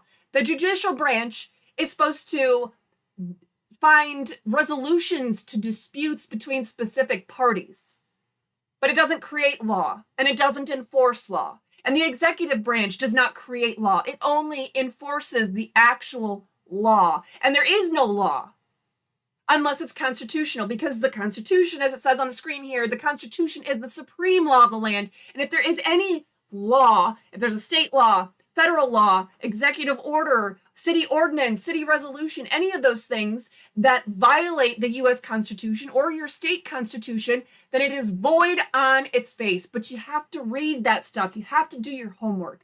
So what is my point? My point is that you do your homework before you start going forth. There was recently something shared with me where this freedom fighting group of people filed this big, document with the Michigan State Legislature, and they're demanding time to be able to have some sort of legislative hearing on this document, on this issue. And really what it is they're saying it's a writ of mandamus, and they have as an affidavit. They've attached this big court file that was filed with the U.S. Court of Appeals, Fourth Circuit, and all this information. And I'm like, well, wait a minute. A writ of mandamus, where you're trying to mandate, you're trying to force something, a government official or entity to do something, you don't bring that to your state legislature, at least not in any policy or procedure I've ever seen. So why are you doing that? And if it's a Fourth Circuit Court of Appeals and you're in Michigan, the Michigan's in the Sixth Circuit. So you're not even talking about something that's directly relevant to what's happening in your own state. So there's just, my point is, don't waste the time and the effort and get people's hopes up, especially if you're going to try to publicize this and parade it around like, hey, this is our ticket to freedom. We're going to do this and we're going to do that. Great.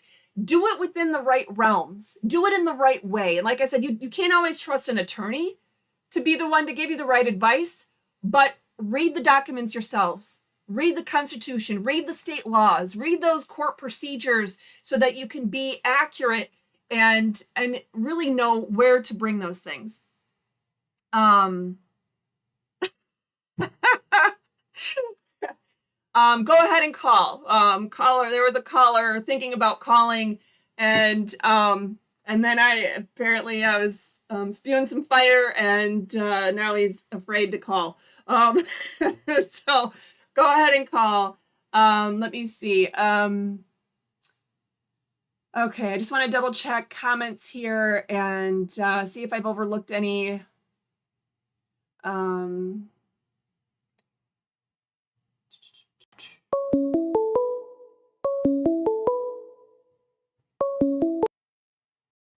Hello, Florida caller. What's going on? Oh, I recognize that voice. That's a voice that also sometimes comes with chocolate chip cookies.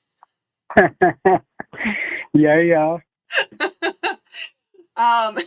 By the way, my kids don't understand the concept of moderation with cookies that are big enough to cover their entire face, but they do love them. So thank you. Yeah, it's tough with those cookies. Those are the best. Those are the best around, and it's okay for me not to be real humble on that one. Yes.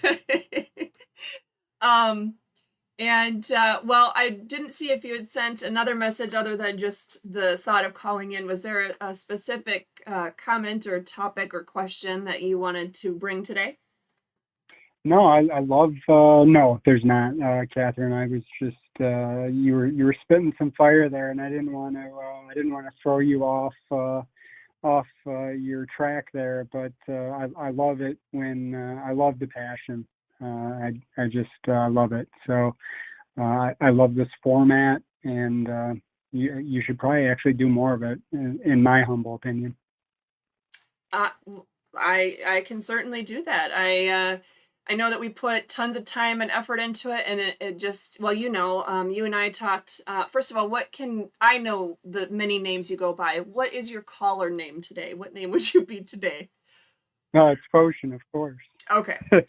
So, but I can tell people what your channel is, I assume. Yeah, of course. This is a service. Yes, so this is a public service, is the YouTube channel. He's the person I spoke of earlier a few different times, but he goes by Foshin in the chat as well. Well, no, I think it says this is a public service is how you come up there, but people refer to him as Foshin. So if you see other people's comments in the chat, that's who they're talking about, is the caller that we have on right now. And with that, I totally lost my brain. But anyway, yeah, so you and I talked over the weekend about my channel being essentially blacklisted, and it's there, but it gets like, let me just kind of back up and say to people that are maybe new, I really don't like doing videos. Okay. And I really hate social media, but when the real media isn't doing their damn jobs, then the rest of us have to do what we can with what we have. And so 2020 was the first time I ever did any kind of video of anything. And it was negating some of what the governor was talking about in Michigan in 2020 with her little press conferences and her propaganda shows. And so I finally started, when Facebook was screwing with me and screwing with my connection and doing things weird, I finally decided I'd go over to YouTube.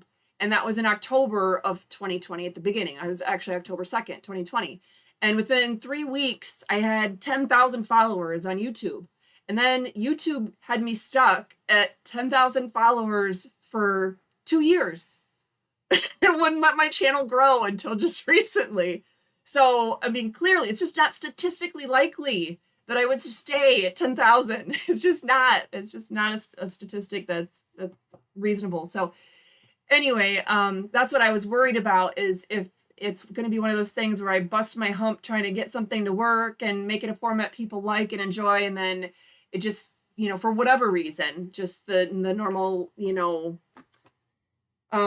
things that keep me blocked on the social media platforms or whatever, that if it was going to be something that didn't seem to be very successful, I wasn't going to do it more. But what would you think would be, you said more often, what do you think would be something well received by people such as yourself? Yeah, I think that you're going to get traction with this, and there's 20 people on right now. I think that number will grow exponentially. This is the new news. People don't trust mainstream news because they shouldn't, and they cast people as idiots, and there's certainly a good number of idiots still tuning in, but people that care about what's going on with their country are looking for outlets. They're looking for ways to solve these problems, and yours is a voice that can certainly help people solve those problems. So, I certainly don't want you to give up on that, because you're a huge resource for me. But I think this is just the beginning of this of this new liberty movement. There's been many liberty movements in our country's history, but this is just another iteration of the people,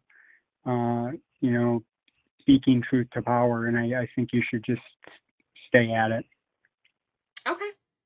I will certainly do that. I do have some people commenting about maybe doing a later time slot. I've done actual surveys on this before, and it always seemed that this Tuesday at noon kind of thing was the one that got the most feedback. But what are your thoughts on that? Do you think it would be better if I try to do something in the evening? Yeah, I guess I don't really have an opinion on that. There's people in both those time slots. There's no shortage of people. The people just have to find you and actually tune in and listen to the advice that you're giving them. Okay. That's my opinion. It just occurred to me, I don't know why I never thought of this before, but maybe if I did increase it so it's more than once a month, maybe if I started off with one that stays at this time slot, and then 2 weeks later I do one that's more of the when people get out of work time slot, and then I can see if that kind of is able to cater to both sets of people as you talk about. So yeah, and I can see it as success grows. I can see it growing and being much more than that. So that'd be my hope. I'm not sure if it'd be yours or not, but that'd certainly be my hope. My only hope is that I get enough feedback to know that I'm on the right track of God's mission for me, which I am sure is to educate as many people as possible about the Constitution and the source of power and authority for our government, and proper limitations on our government, basically all things Constitution and law. So, that's my ultimate goal, is to help educate, and whether it's educating public officials by kicking their butts in a courtroom battle, or whether it's educating people in a video like this, talking to people from all walks of life. That's just my ultimate goal. So, yeah. Yeah, well, I think there's an appetite for it, and I certainly, I know what my appetite for it is. So, there's ton for me to learn, and I'm happy to call you a friend and be able to learn from you. So I won't stay on the line. I'll just say thank you, and I look forward to the next call-in segment with constitutional attorney Catherine Henry. All right, sounds awesome. Well, thanks for calling in. I appreciate it. Yep, have a good one. I'm not sure what happened there. We had an awkward disconnection, but that's all right. That's one of our great freedom fighting friends. We always enjoy having him on. Let's see. Blind Justice is commenting to gather your own data on which would be more effective at reaching live audiences. And just so you guys know, I'm OCD. I'm all about doing the research. I'm all about being informed and making informed choices. And not only did I do polls and all that, but I've looked at the YouTube and Facebook data, especially YouTube. I think it's a much better picture. It gives you a lot of visual charts and things as to your peak hours of views. And that's back in the day when I would get, hundreds of thousands of views on videos, not 100 views on videos, back when I don't know what the issue is. So at any rate, yeah, so I think that's what we'll do. If any of you are interested in seeing an evening time slot, I will certainly try to put that together and do essentially every 2 weeks. So the second week of the month, we will do the noon time slot, and the fourth week of the month we could do an evening time slot. Most likely would have to be a Tuesday. I'm just thinking of my kids' schedules. I think that's the one day a week that we don't have practice or game or something, church group or something like that.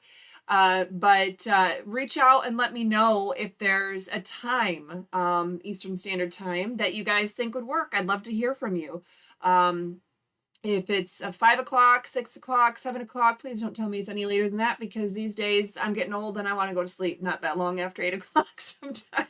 So anyway, my kids are wearing me out. But let's see. I'm just looking at the chat here, making sure if more people are well educated and stand with each other, the fight is easier. The education is crucial, so efforts are done efficiently. Absolutely, totally. I mean, of course, I'd agree with you, because that's coming from Lori, who's one of the trio of the Restore Freedom core team here. But yeah, and we could do a YouTube poll as well. I think we'll go ahead and do that. I don't know, Lori, if you have some idea on wording, I can try to get that posted as soon as we shut off here for today.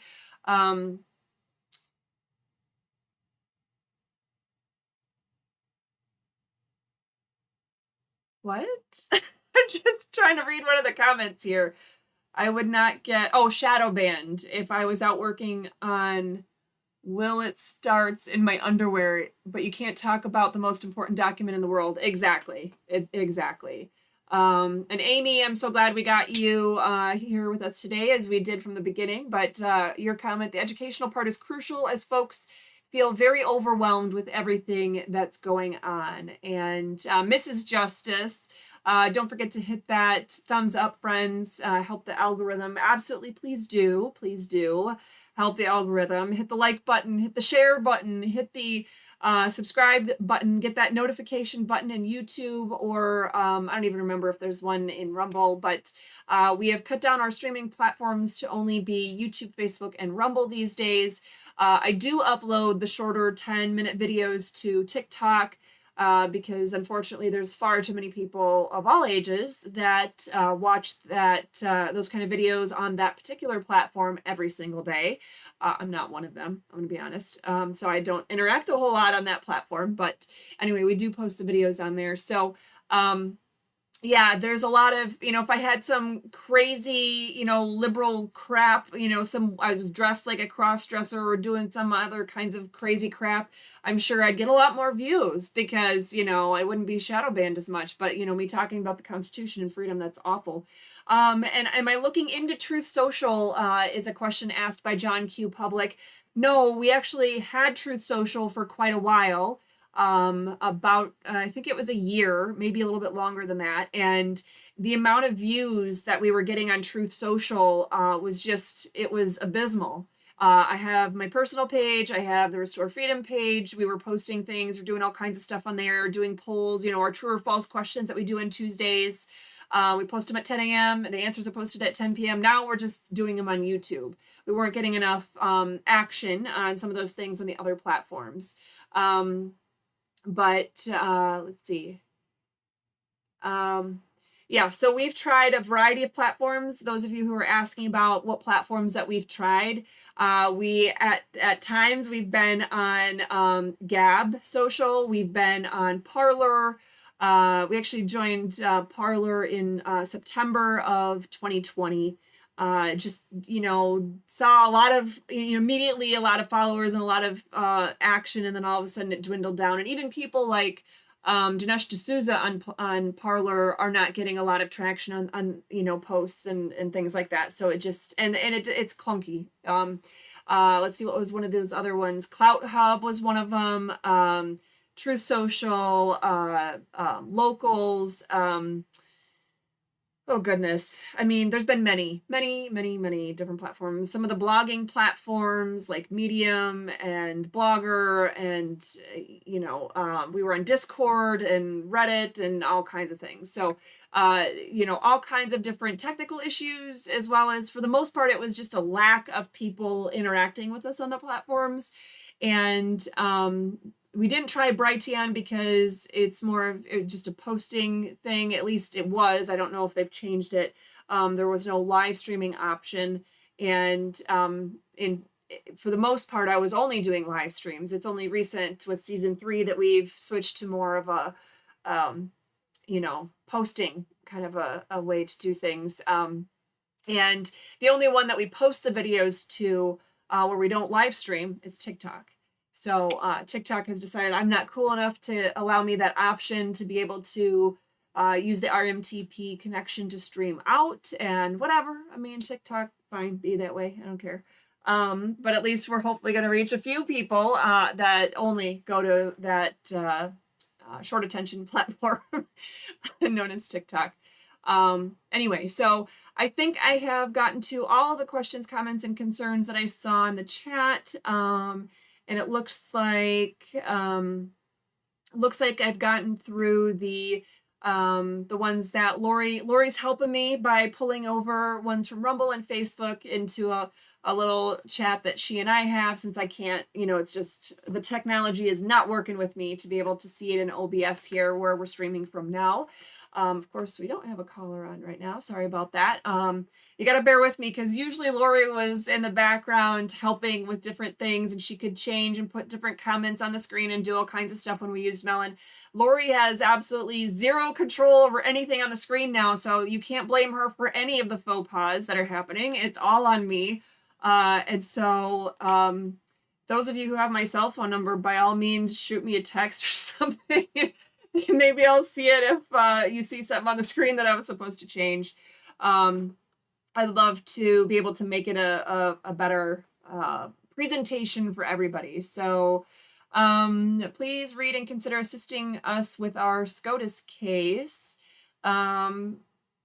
If you, Blind Justice, if you sent me a SCOTUS case, I don't recall having information on that. So, I mean, send something if you have something.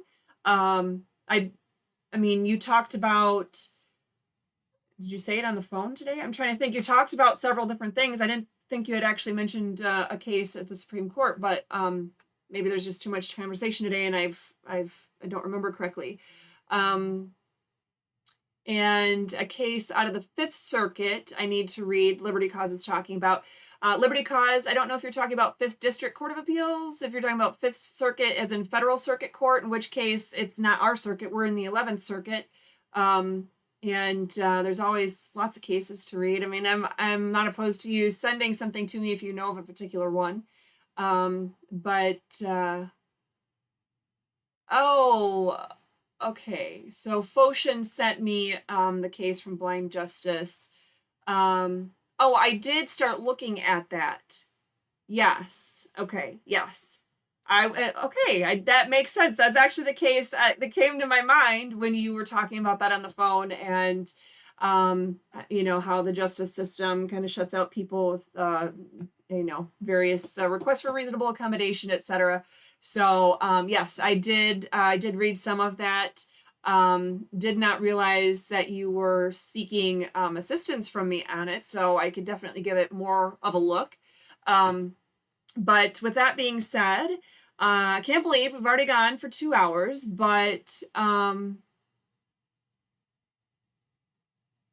if the case is not good, Liberty Cause, then I don't care, because it's not even in our circuit. There's a lot of bad cases all over in every jurisdiction every day. Bad case stuff, every jurisdiction, every day, from every level of court. So yeah, there's going to be bad ones out there, but my only concern is if there's one that seems to be directly precedential to my case, which would be, one that's from the 11th Circuit Court of Appeals, or in the 5th District Court of Appeals in the Florida court system. But anyway, John Q. Public says, awesome job. You make people's day brighter in a dim future. War is imminent, and it's going to take a force of war to take back the Constitution. It had to be done before in the 18th century. And Blue Steel says, thank y'all at Catherine Henry and staff making Central Florida strong. Let's see, and we're trying to get a good amicus brief for our case, Blind Justice says. So thank you to all of you who are joining in and supporting, commenting, asking questions, sharing stories and comments. All of this works together. And to each and every one of you who did call in today, especially, let alone the words of encouragement that are put into the comments, etc. It really means a lot to me, because to hear, especially that there's people even from across the country, but certainly people, in this state and in other states, I really appreciate knowing that, because there's times where I feel like I'm not doing what I've been called to do. I'm not educating people. I'm not reaching people, and that I'm somehow failing in what I'm being called to do. And maybe I need to be doing it differently. Maybe I need to stop doing the videos. Maybe I need to, I don't know. And so anyway, to hear that feedback from you guys, to hear that I am making a positive impact, that I am making a difference, and I'm helping to educate people, even if it's one person at a time. If I'm making a difference, it's helpful for me to hear that, so I can know that I'm on the right track and I'm doing the thing I'm being called to do in the right manner. So I really appreciate all of that.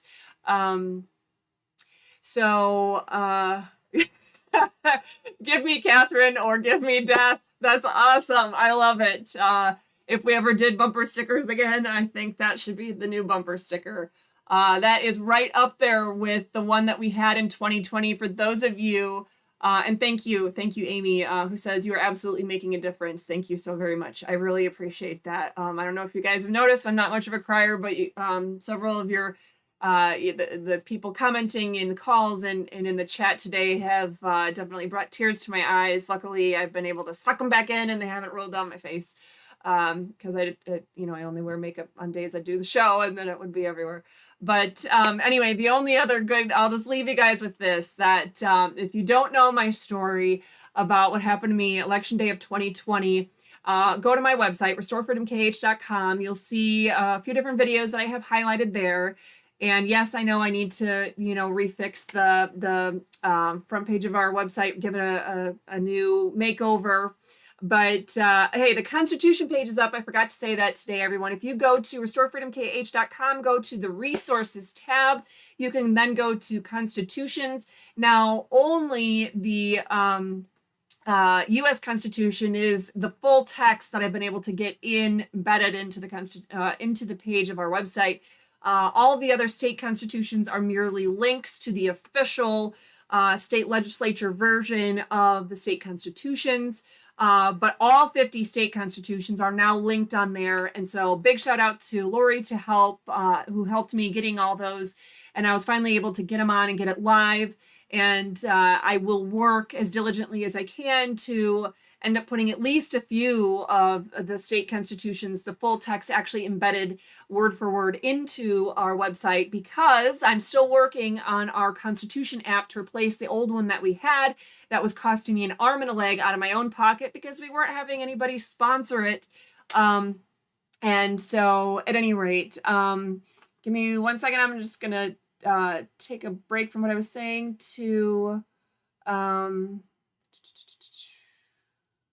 oh, yes, saying put it on my business cards. Yes, so the give me Catherine or give me death. So at any rate, the only other thing that I wanted to say that was even better than that was on Election Day 2020, when I was violently arrested by 3 grown men, sheriff's deputies, who couldn't spell the word law, let alone Constitution, and violated several laws, several parts of the Constitution, and arrested me when I showed up to be an attorney for people circulating a constitutional amendment petition that I happened to be the lead attorney of.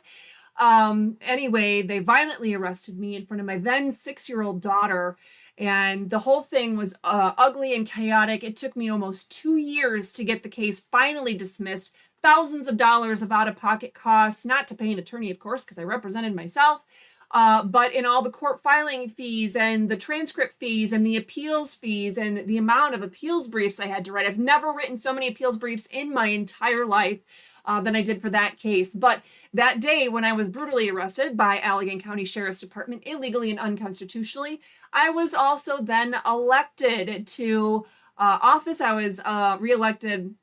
Well, I was already elected as a precinct delegate, but I was elected that day officially as a Georgetown Township trustee, basically a city council member, but for the township version. And so that very day I was arrested, then elected. And so we thought about putting that on t-shirts and on bumper stickers, arrested, then elected. Hashtag would be for Catherine Henry, because I'm the only one in history who has been arrested and then elected on the same day.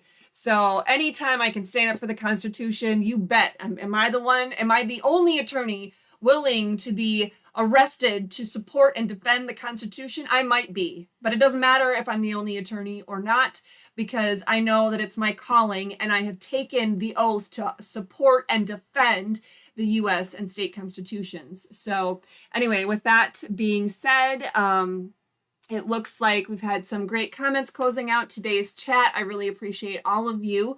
If you haven't taken a look at any of those videos, take a look at the videos that we alluded to and somewhat discussed today.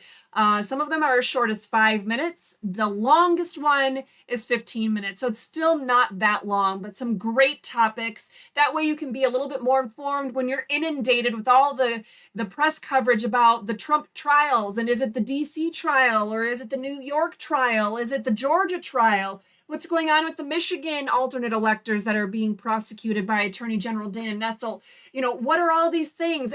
Do we really have to pay income taxes? What is common law? Is common law a good thing? All the things that are rolling around in mainstream media as well as alternate media sources. I'm trying to make sure I'm bringing these topics to you in a usable, viable format. Generally speaking, they're 10 minutes or less. So take a look at all those. I believe I have the links for all of them in the description. If not, it's just the titles, but check it out on our YouTube, Facebook, or Rumble channels. It's going to be Season 3, Episode 8, 9, 10, 11, 12, 13, 14, 15, 16, and 17. Those are the ones that we've released in the last month. And look for more that we will be releasing in the coming weeks as well. All right. Well, thanks so much, everyone. I will definitely look at how we can do an evening show on the 4th week of the month. We might try to do that yet this month, although with the holidays, it might be a little trickier to do that. I might have to wait or might have to rearrange what week of the month that we're doing it on.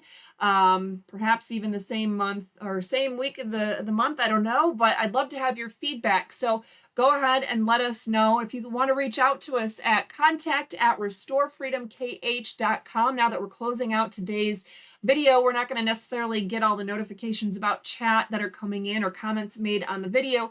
So if you can let us know, reach out, like I said, to contact@restorefreedomkh.com. and give us your thoughts on a time slot that you think, say on a Tuesday afternoon or evening, that would work the best, Eastern Standard Time, to be able to get the most engagement on an alternate time slot for a call-in show just like this. That would be awesome.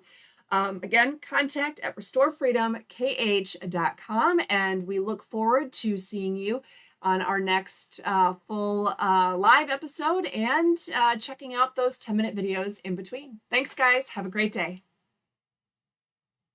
Our work to restore freedom would not be possible without support from people just like you.